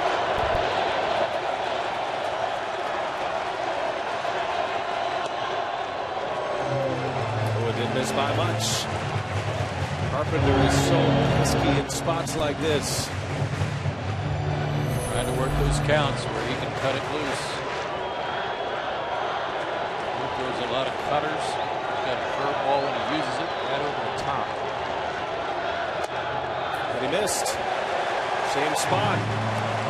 Now it's 3-1, and Carpenter in the driver's seat. You can tell Matt just trying to get that last out for Hendricks, get him through 5. In the regular season, you probably let it ride to see if you can get him a win. It doesn't fly in the postseason, though. Carpenter takes a strike, bottom of the zone. Talking about 3-1 pitcher's pitch low. Throws the bat away. He thinks it's. You never see that. You know it's a ball. You do that, right? I mean, It's right at the bottom of the zone. I got to have it. That's a strike. Wood's been working the edges. Full count, 2 outs.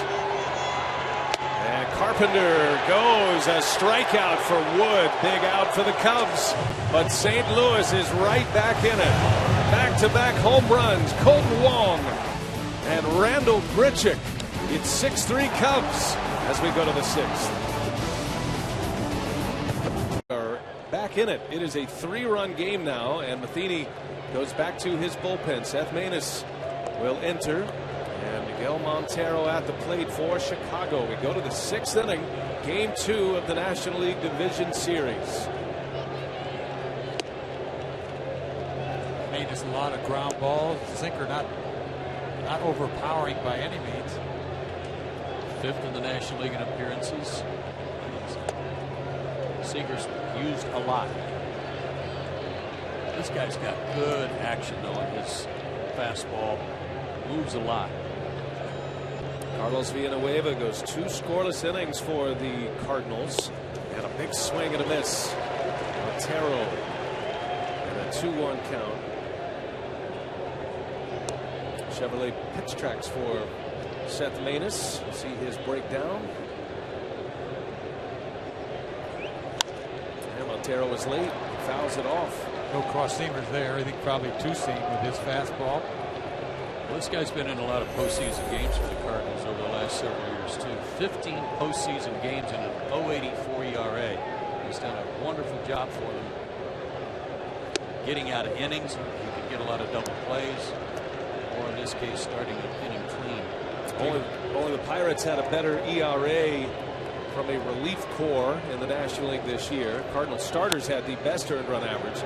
Shift was on a bit, and out in the grass is Wong, and the rangy Wong makes a nice play on Montero for out number 1.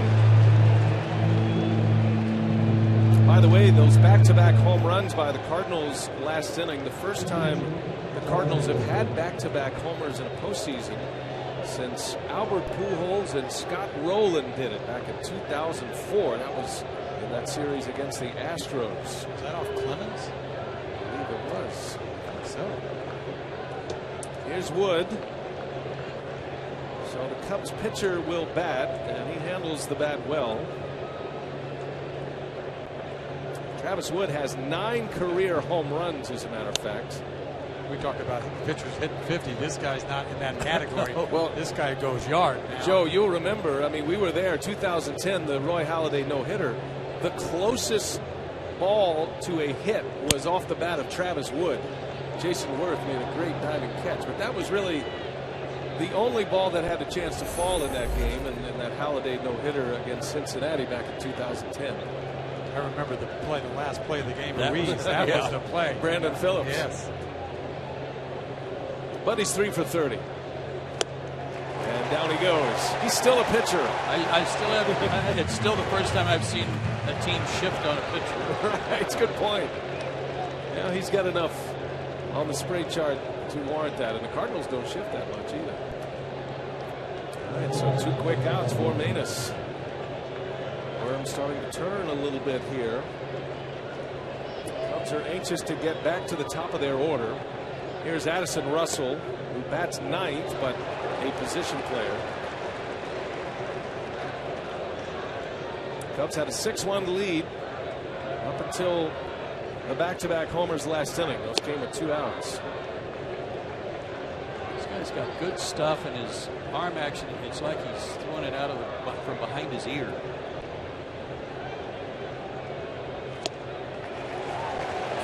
Zips down, sinking fastball, and right over the top goes Russell. It's 1-2 now on the Cubs shortstop,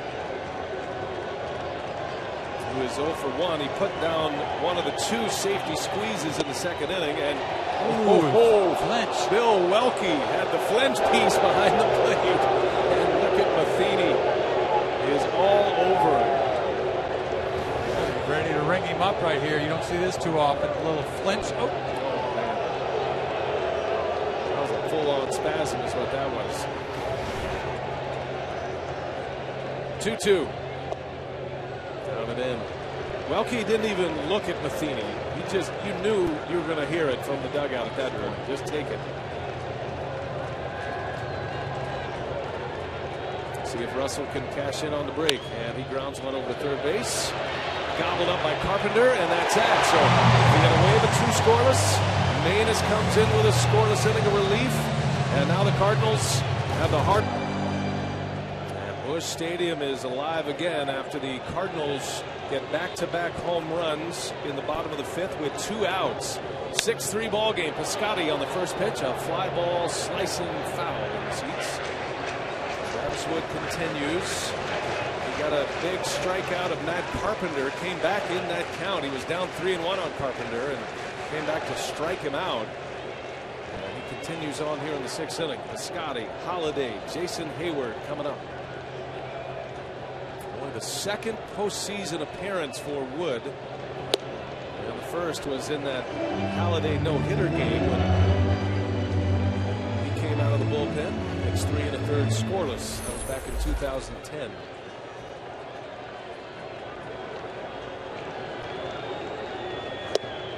Great comments today from Mike Matheny about Piscotty, that he has obvious intellect from his work at Stanford, but that his baseball intellect is very high too, and that it presents a challenge to John Mabry and Bill Miller, the hitting coaches, to continue to present things to him to keep elevating his game, because he gets it and he understands the reasoning behind it, how he can apply it to his game. Matheny said he's the smartest guy in the room. He knows he's the smartest guy in the room, but he doesn't flaunt that fact. But everybody understands that, so he can drop a little book knowledge, or he can drop baseball knowledge at any time. He's got an impressive Rolodex of pitching sequences. That plays into how he's been successful. He'll know what to do when he starts to make some money. He'll know what to do with it, right? You start talking about the stock market, whatever, he knows.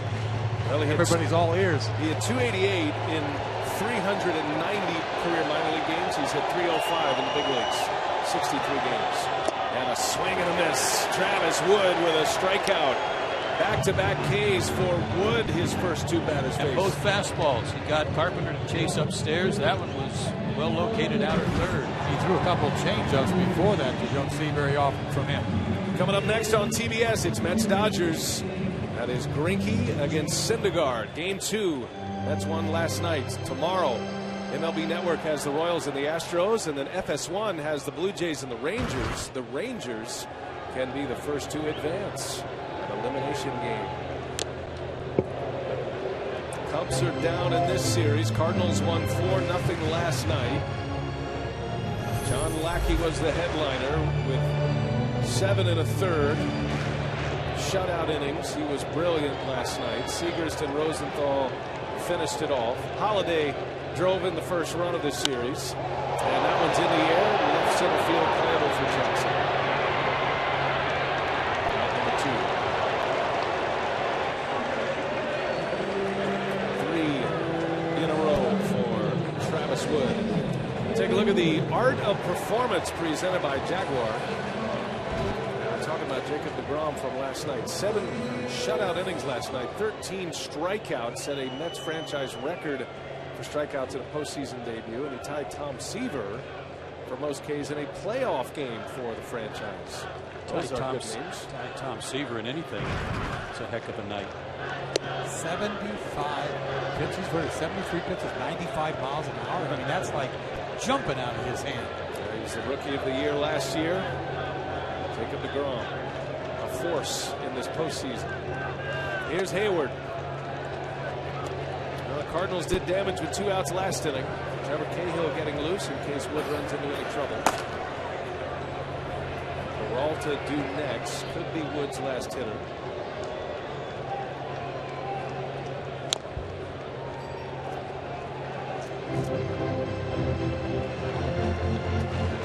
Hayward is hitless, and both of his ground balls have been pulled to the right side. And Kyle Hendricks' changeup got him. Hendricks goes 4 2/3, 3 earned runs. Joe Madden said he'd be happy with 5 out of Hendricks. He'd be ecstatic with 6. He gets 4 2/3, and the Cubs have the lead.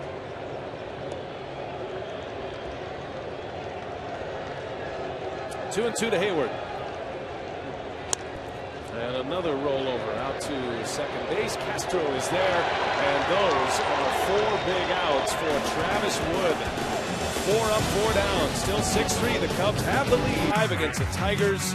A strikeout of Brandon Inge. Cardinals win the World Series, their first since '82. And Adam Wainwright could be a factor in this postseason. Impressively coming back from Achilles surgery. Wainwright is up and throwing, Joe, in the St. Louis bullpen. Yeah, his recovery is quite remarkable. I mean, that's going to maybe set a record for an athlete coming back after having surgery in early May and pitching in the following postseason. Amazing. Well, for now, it's Seth Maness on the mound. He worked a scoreless 6th inning. Cubs jumped out to a 6-1 lead, so they scored 5 runs in the 2nd inning. All 5 of those runs were unearned.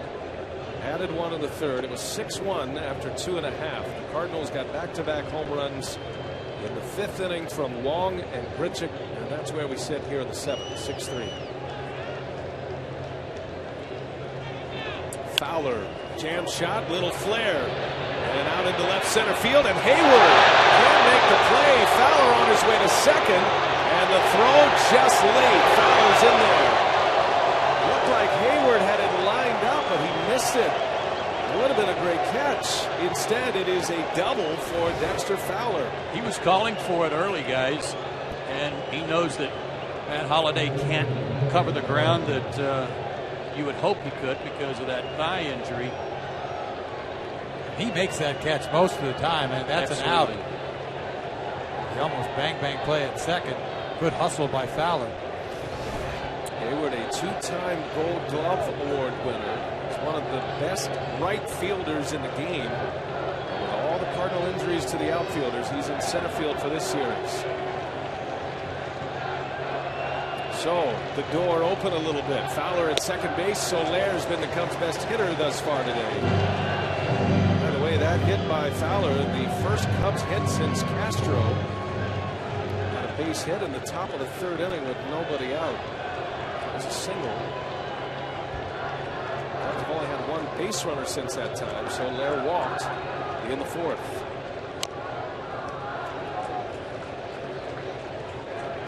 Solaire in that 2nd inning after the Cubs are playing small ball with safety squeezes. Solaire with a bomb to center field and a 2-run home run to cap off the 5-run inning. That's the hit of the inning. You think about it, to open this game up.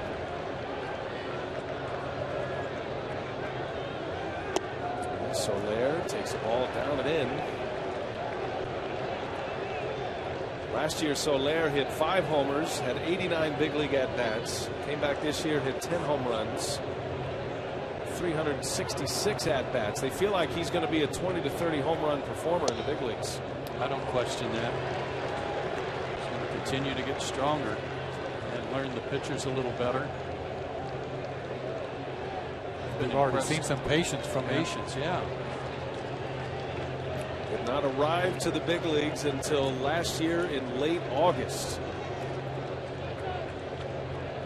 Had one of his best games to date right here at Busch Stadium. Very early in his career, it was just his third start. Had 9 total bases in a game, including 2 homers in this venue. That was a game that Kyle Hendricks started as well. Crowd wanted that call, and Mike Matheny is barking at the home plate umpire, Bill Welke. See that open stance, he's throwing that sinker down and into his kneecap. Perfect pitch, rolls inside.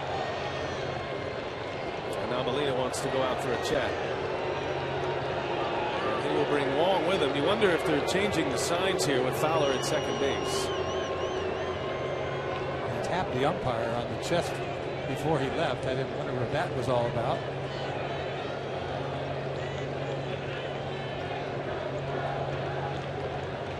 He works those umpires, doesn't he? I mean, and in a good way. Yeah.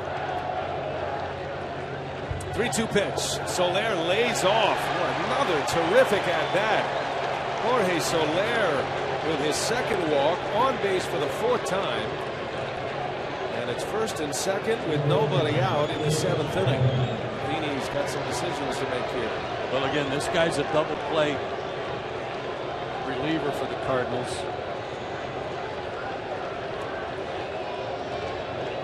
15 postseason games that I talked about how he's pitched so well for them. 8 double plays from right-handed hitters this year, 3 from left-handers. The Cubs are hoping this is the at-bat. Chris Bryant breaks out. And a swing and a grounder. Shortstop Peralta over to Wong, and he bobbles the pivot again. Boy, that looked like a tailor-made double play. Now Bryant does run well. Looked like it was right in the wheelhouse, and Wong has his troubles for the 2nd time in this game.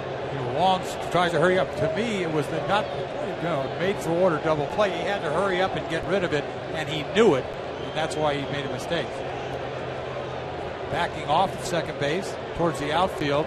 Little flip throw, doesn't make the exchange. That was Wong's error that helped set up a 5-run inning in the 2nd. So no double play, and that means a pitching change is coming. Adam Wainwright, he is back.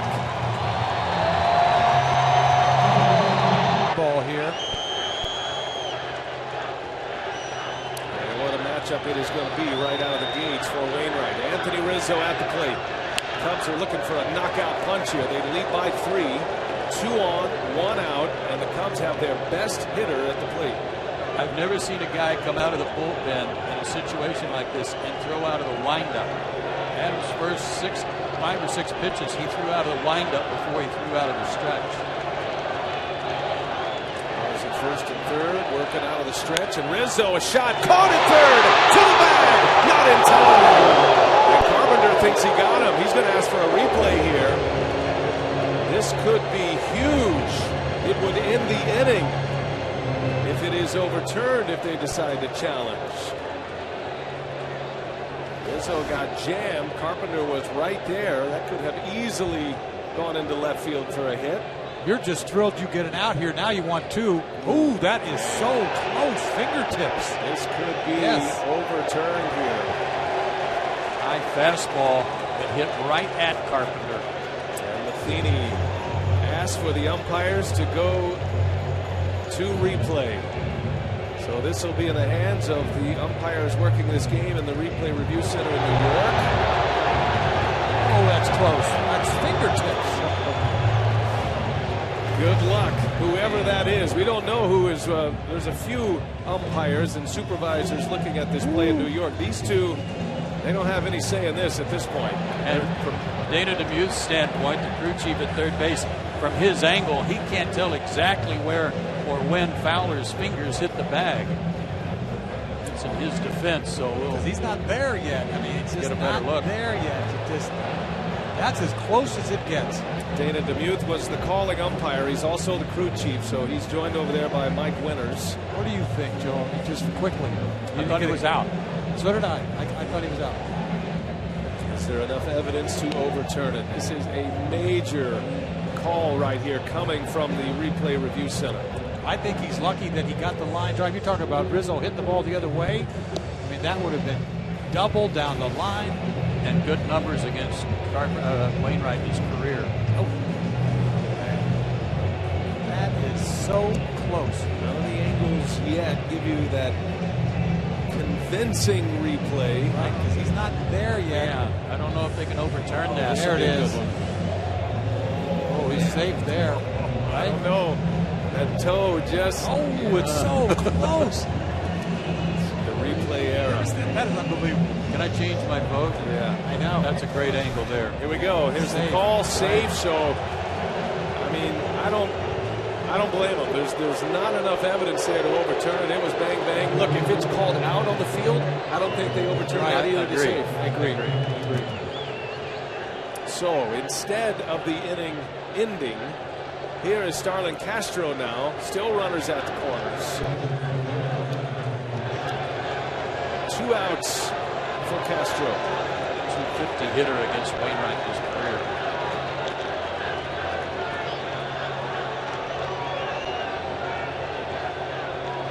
An Achilles tear.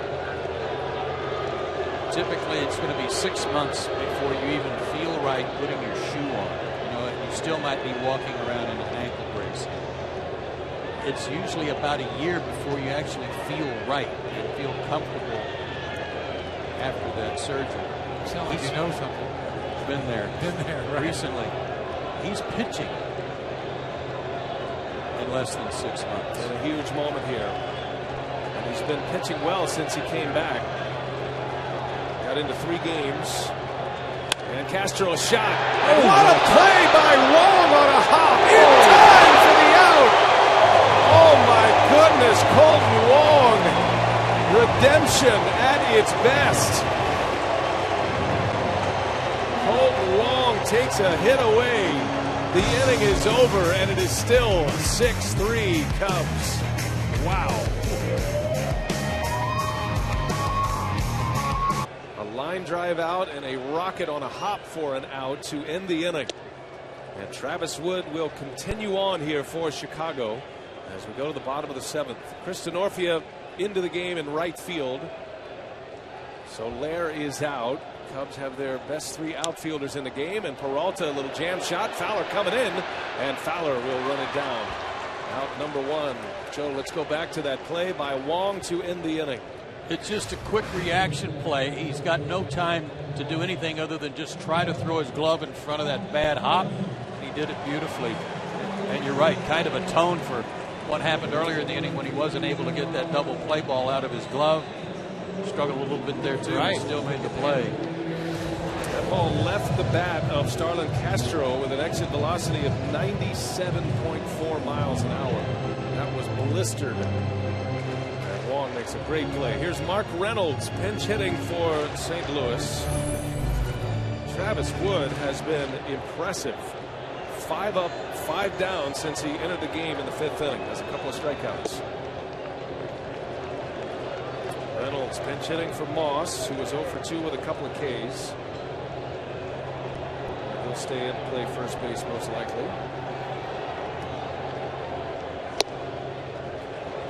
Reynolds had a gem defensively last night, starting a double play. His first inning at first base last night. 3 infielders on the left side for the pull-hitting Mark Reynolds. At least on the ground he pulls. And a high fly ball deep into left field. Did he get it? Jackson has room and makes the play. And Mark Reynolds almost sending one out of here, but a long out. Out number 2 for Travis Wood. I was going to say right before that they need base runners. There's no way they're going to hit 6 solo shots tonight, and he almost went bridge right there. And now Yadier Molina. Molina has not been much at the plate. He's dealing with that right thumb injury, or left thumb injury, I should say, his catching hand. And jumps on that first pitch and fouls it away. He's taken a lot of first pitch swings. So heavily taped, you can even see the batting glove doesn't even quite fit over that tape. There's a little loose in there.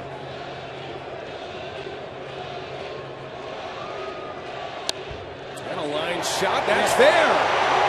Off the sidewall, Molina will settle for a single. Yadier Molina going to the opposite field. Look at that Cardinal bench. Pointing at Molina. Well, he just flicked that thing down the right field line. Not much of a swing at all. Took it out of the glove almost. I wasn't sure that ball was going to be fair right away. I thought I had some slice on it. It did, but safe, fair easily down the line. It's got to mean something for all these Cardinal players. Mike Matheny talked about the toughness of Molina. He knows he's dealing with a lot of pain. He was a former big league catcher himself, but to see Wainwright come back after surgery, to see Molina stick it out, now he's got a hit. First hit against Travis Wood, first base runner against him.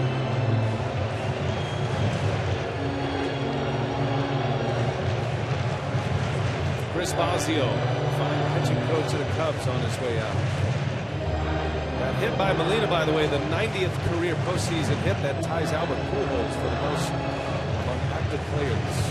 Yeah, he's already got the mark right now among active players for most games played. I think he's looking over there at Jose Aquindo and asking if he wants him to run here. I'm guessing the answer is no.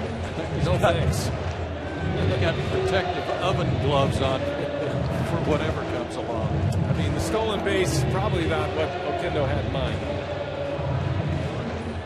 It's great that you can see him lapping like that, you know, in the playoffs. And he knows that it's such a stretch for him to play, to me. Here's Colton Wong now. Here's a key matchup. Lefty on lefty. Wong in the 5th inning with 2 outs, went deep. Wong has 10 career postseason hits. His last 9 have been extra base hits. Ties a record, and he lines out into center field. Fowler is there to make the play. Colton Wong hit it right on the nose. Fowler makes the catch. A huge out for the Cubs, and they still lead 6-3. For the Cardinals. Pretty fortunate in that inning. Almost a double play ball, but really 2 bullets. And he continues. Austin Jackson will lead off. He was the igniter in that 2nd inning. It was a mishandled double play pivot by Wong in that inning. He committed an error. He threw the ball into the dugout. And then Jackson, after making it to second base on that error, stole third. And Joe, I thought that was the key moment in that inning, and if the Cubs hang on to win this game, that'll be the big moment in the ball game if the Cubs win game 2. I immediately looked in their dugout, and the whole dugout erupted. Jackson down the right field line, slicing foul. It almost ignited their dugout to say, let's go. He got a good jump. Garcia didn't give him a couple of looks. Stole it easily. Put a runner at third with 1 out, and the safety squeeze, the miscommunication there with Molina and Garcia. Garcia went 2 innings, 5 runs, all unearned, and then it was reported later, Matt telling us he left with a stomach virus. They were just psyched that they had somebody on third base, right? I mean, they were just the way it happened. They were looking for any momentum at the time. Carpenter had just homered in the bottom of the 1st. This place was loud. Cubs had not scored yet, and a wave and a miss. Wainwright strikes out Jackson. 1 away. 8th inning. Time for an update from our Atlanta studio. Let's hear from Casey Stern.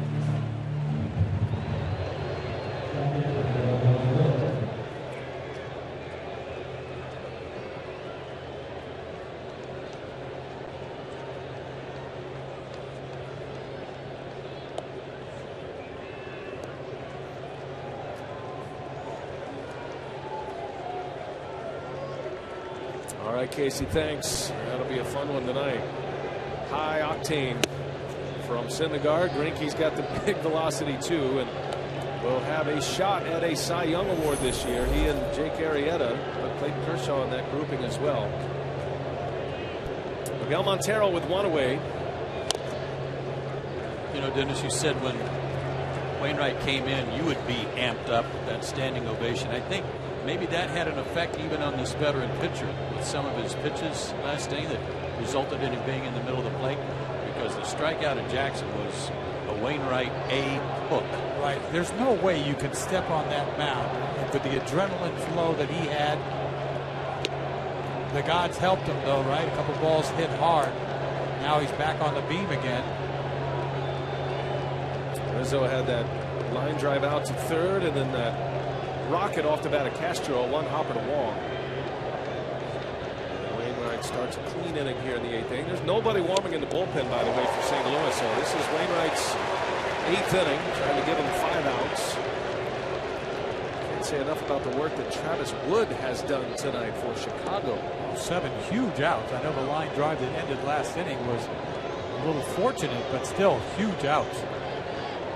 With 2 1/3, no runs, 1 hit. And Montero dribbles 1 foul.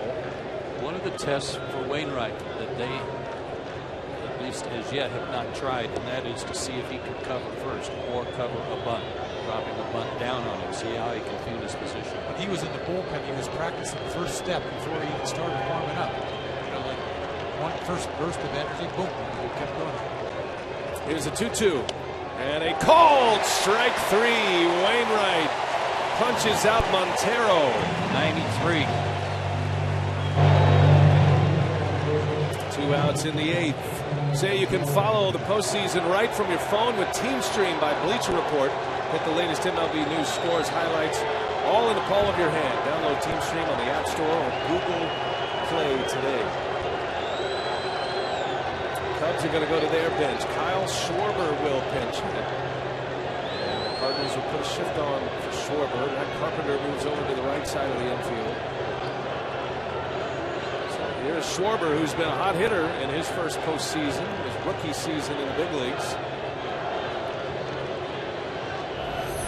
Hit one of the longest home runs of the postseason in that wild card game against Pittsburgh. And now, interestingly enough, the Cardinals decide not to use a shift, and they've moved Carpenter back over to third base.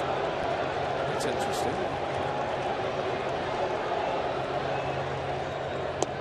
Makes you wonder if Adam Wainwright is the one who said, no shifting here. You go back. Right, but then he throws him a hook. I mean, something he's going to yank. He'd be the only one who has the authority to set his defense, right? I think so.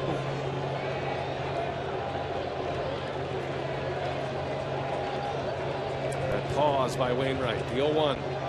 Schwarber a wave and a miss. That's his signature, that hook. It's ended World Series, playoffs, you name it.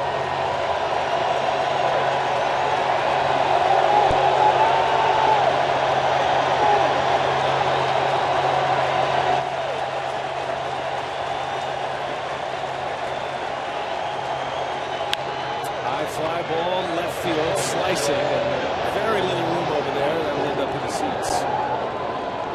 Schwarber remains at an 0-2 count. Adam Wainwright is just stalking on the mound, too. He is a man possessed right now. Is his windup more deliberate than it was before? I think sometimes he does that when he's about to throw a fastball. Okay, it's like he slows everything down and then zaps you.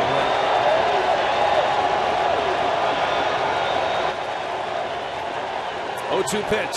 Schwarber, down he goes. Wainwright. Strikeout. He strikes out the side of the 8th.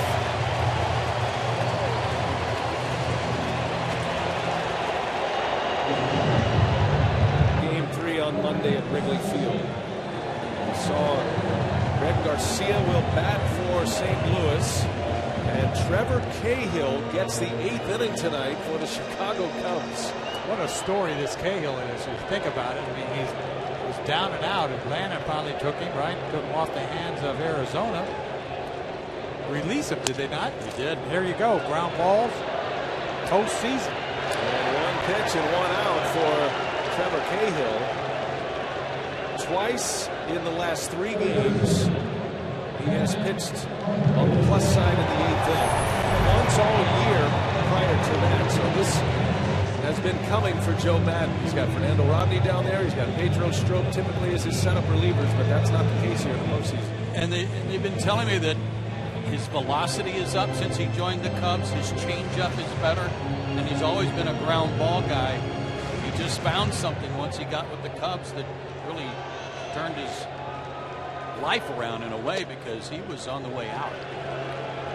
When you think about it, all you have to find it for is 3 or 4 or 5 outs, right? I mean, it's not like you have to start and get 18 guys out or 21. Something clicks. I mean, this guy's a sinker baller. Matt Carpenter on the ground foul. Ahead of it, it's 0-2 on Carpenter.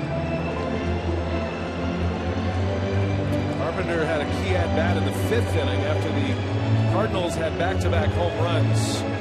Travis Wood struck out Carpenter to end the inning. Wood was outstanding tonight. 2 1/3. And now Cahill will try to work this 8th inning.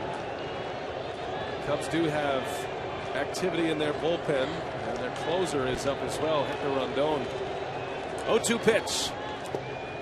Down and in, ball 1. Cahill's ERA with the Braves was 7.5 in 15 games, and found the magic formula on the north side of Chicago. A 2.12 ERA in 11 games with the Cubs. And a called strike 3. Down goes Carpenter. 2 up, 2 down for Cahill. Punched him out there with a high sinker. Let's take a look at tonight's playmakers presented by Chrysler. And certainly Stephen Piscotty is on the list. The Cardinal rookies to homer in their first postseason game. And the terrific radio man of the Cardinals, Mike Shannon, did it back in the World Series of '64. Talked to him about that before the game. Off Whitey Ford. Nice. He said slider, hanging slider. Still remembers it like it was yesterday. Cahill gets ahead of Piscotty. And just slinging it in there. The comeback sinker in there. 0-2 the count. There's Mike Shannon. And Black, always, right? He's not happy with that call. Cahill working fast, and a swing and a miss. And the Cubs have found their new setup man. Trevor Cahill makes it look easy in the 8th. 3 up, 3 down. To the 9th we go. Trevor Cahill, who was left for dead by the Atlanta Braves from a baseball context, and he just came out and lit up the Cardinals. 3 up, 3 down, 8 pitches, 7 strikes, back-to-back strikeouts to end the inning. Now we're in the 9th. And Jonathan Broxton is on the mound for St. Louis. Acquired via trade from Milwaukee earlier this year. At the trade deadline. Addison Russell leads all for the Cubs. Joe, that was such a huge question mark for the Cubs. Their relievers getting to Rondon, their closer, they don't match up with the Cardinals in that respect. But the way Wood is pitched tonight, and now Cahill in the 8th inning, they're toe for toe with him right now. That was so Joe Madden to me. He got 2+ innings out of Wood, left him out there to work the 7th. Brings in Cahill, who has improved his ERA by 5 runs since he left Atlanta, and was brilliant. But he told us before the game, that's what he was thinking. Remember, he told us how it lined up for Wood. Wood goes from here to here, and Cahill, it was in his brain. I mean, that was what he was going to do, and he made the move. 5th inning, 2 outs. I mean, boom, he went right to the plan. I think he's afraid of going with Strope. Rodney, have control issues sometimes. 2-2 from Broxton, and Russell down the right field line. Long run. Piscotty runs out of room. Good effort down there. He's had enough collisions. Still going hard at him. These Cardinal fans appreciating that effort by Piscotty. Well, what a game going here. The Cardinals shut out the Cubs yesterday 4-0. Jumped out early on a Matt Carpenter home run in the 1st. Chicago got 5 in the 2nd inning, all of them unearned. 2 errors in the inning by the Cardinals. A 2-run home run by Soler capped it off. Cubs added one in the 3rd to lead 6-1. And then back-to-back homers in the 5th for St. Louis to make it 6-3. It's been that way ever since. And this is a big inning for Broxton and the Cardinals. They've got to hold the Cubs right here and give themselves a decent chance in the bottom of the ninth, knowing what's coming Monday in Chicago. This bullpen's done a nice job to get him to this point. You think about it. Out of setup for their closer, Rondon. And Russell on the ground. Carpenter will wind it up, and there is the first out. So Trevor Cahill back with the power sinker going. Sinkers up, sinkers down, and ground balls. It's a beautiful thing when you come out in the game, and the first pitch you throw, you get an out. And then that high sinker that came back, this sinker just fell off the table. He's feeling good about himself. And to strike out 2 batters and still only throw 8 pitches. 7 of those strikes. Looking ahead to the St. Louis 9th inning. Matt Holliday, Jason Hayward, Johnny Peralta, the power company for the Cardinals. One away for Fowler. Game 2s in a best of 5. Always a swing game. A team that has lost can ill afford to go down 2-0. Most recently, the Giants came back from a 2-0 deficit to win. That was back in 2012. They would go on to win the World Series that year. But Joe Madden has a weapon that most do not, and that is Jake Arrieta, who gets the ball Monday at Wrigley Field. So it's just as much swing for the Cardinals. Long, another diving stop, and another beautiful play by Colton Wong. He has had a couple of defensive gems here in the late innings. Boy, he has made up for whatever problem he had of not turning a double play with these 2 last plays. This one with a lot of range to his left makes it look easy, and that bullet that he caught one hopper when Wainwright was out there. This is a beautiful play. Lays out.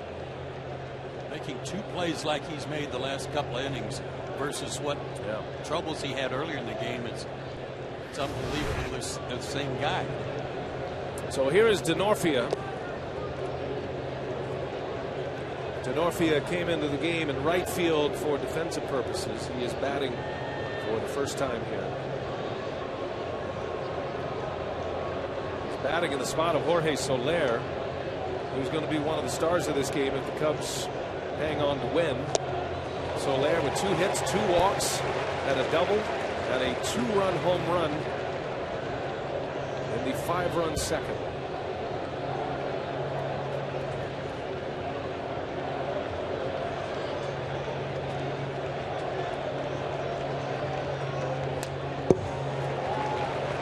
Broxton throwing a lot of breaking balls. This is a guy that used to throw the ball close to 100 miles an hour. Not really the same guy.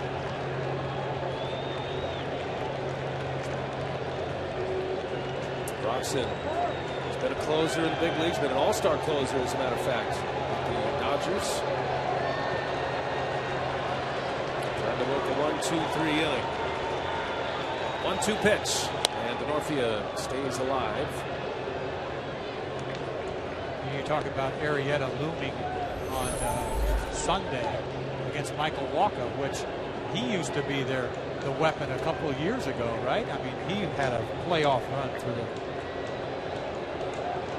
That is the Game 3 matchup Monday evening in Chicago. A ball and 2 strikes on Denorfia. Got him. Broxton holds the Cubs to 6. Now we go to the bottom of the 9th. Hector Rondon 3 outs away from the Cubs, tying up this best of 5 series. Tough game. An opposing ballpark. You kidding me? This guy's done his deal here. 72 appearances. Facing Matt Holliday to start the inning. Holliday swinging away early in the count. 0-1 to Holliday, who is 0 for 3, and all 3 of his outs have been fly ball outs to left field. The last of which almost went out. 95 to 98 on the fastball from Rondon. Slider has a good downward tilt. 98-mile-an-hour fastball. It's 0-2. Tell me he's not pumped up right here. And pretty good command. It's all about command for a closer. I just want to tell you that, Dennis. He's only walked 15 guys this year. I never had that kind of hair. That ball was jumping out of his hand. Not an easy place to close, Chicago. Wrigley Field, over the years, they come and go, don't they? I mean, it's hard to have a long career closing games at Wrigley.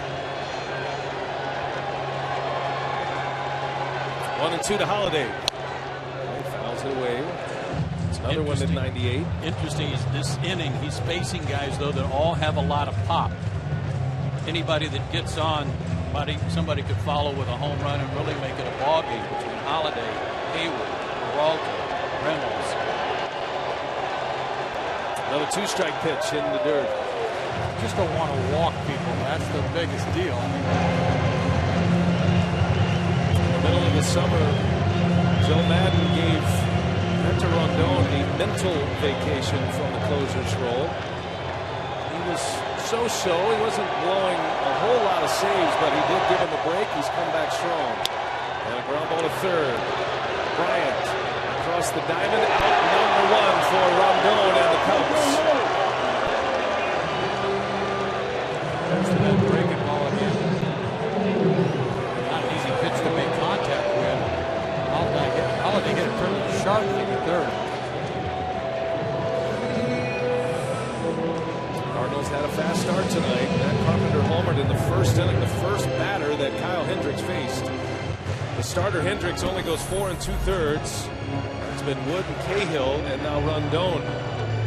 They try to get to the finish line. A lot of innings from the bullpen tonight. Rondon to Hayward. On the first pitch, in the hole, Russell lays out, no chance with Hayward with it. And that'll be an infield hit, and the Cardinals have a base runner. Hayward trying to pull the ball all night long. Finally got smart here. Got a fastball, hit this ball the other way. Makes a nice play. He knows he has no chance. Jason likes the ball away from him. He preferred to be able to extend his arms on something away. Able to hit that one in the right spot. So Hayward, second hit, had one last night. He's 1 for 4 tonight. Now Johnny Peralta, tying run, moves into the on-deck circle for St. Louis. Cubs are looking for a ground ball double play here. And a strike on the corner. That was his cruising speed fastball at 96 miles an hour on the clock. That was pain. Let's just get this over on the outside.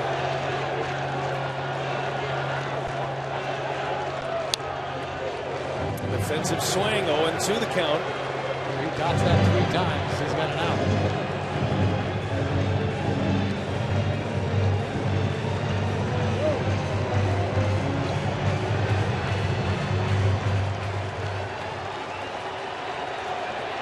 So tempting to throw a slider right here.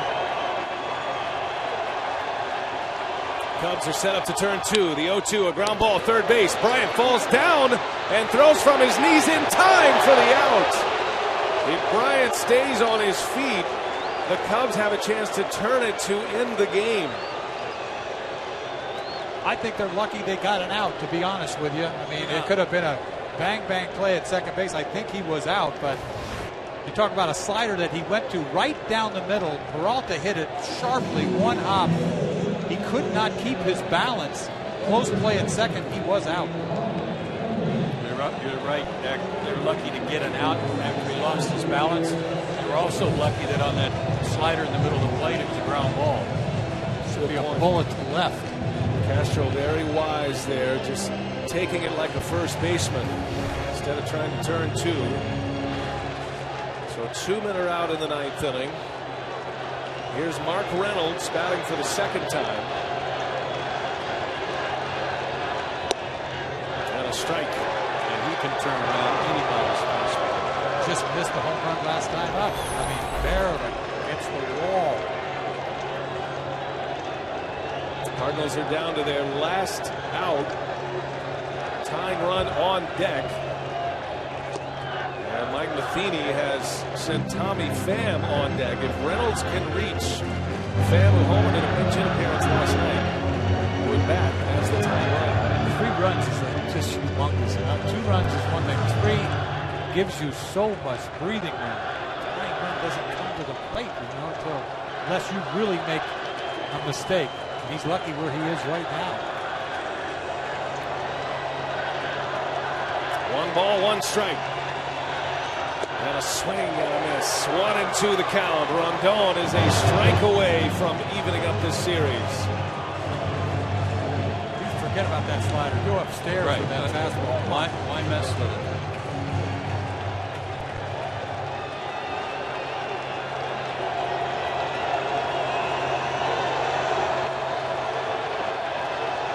Cardinals down to their last strike. Reynolds takes a ball. Oh, man. You got to have some serious faith in your umpire right there. That was close. It's hard to frame that. What, 96 was it? 97? Hold it there. It's just a little outside. Blistering fastball, and Madden drops a wow on Bill Welke. 2-2 pitch. Reynolds on the ground. Bryant's got it. And Bryant across the diamond. It is in time, and the Chicago Cubs even up this series at a game apiece. And their horse is on the mound for game 3, Jake Arrieta. The Cubs with a 5-run second inning hang on to win it. Snaps a 7-game NLDS losing streak.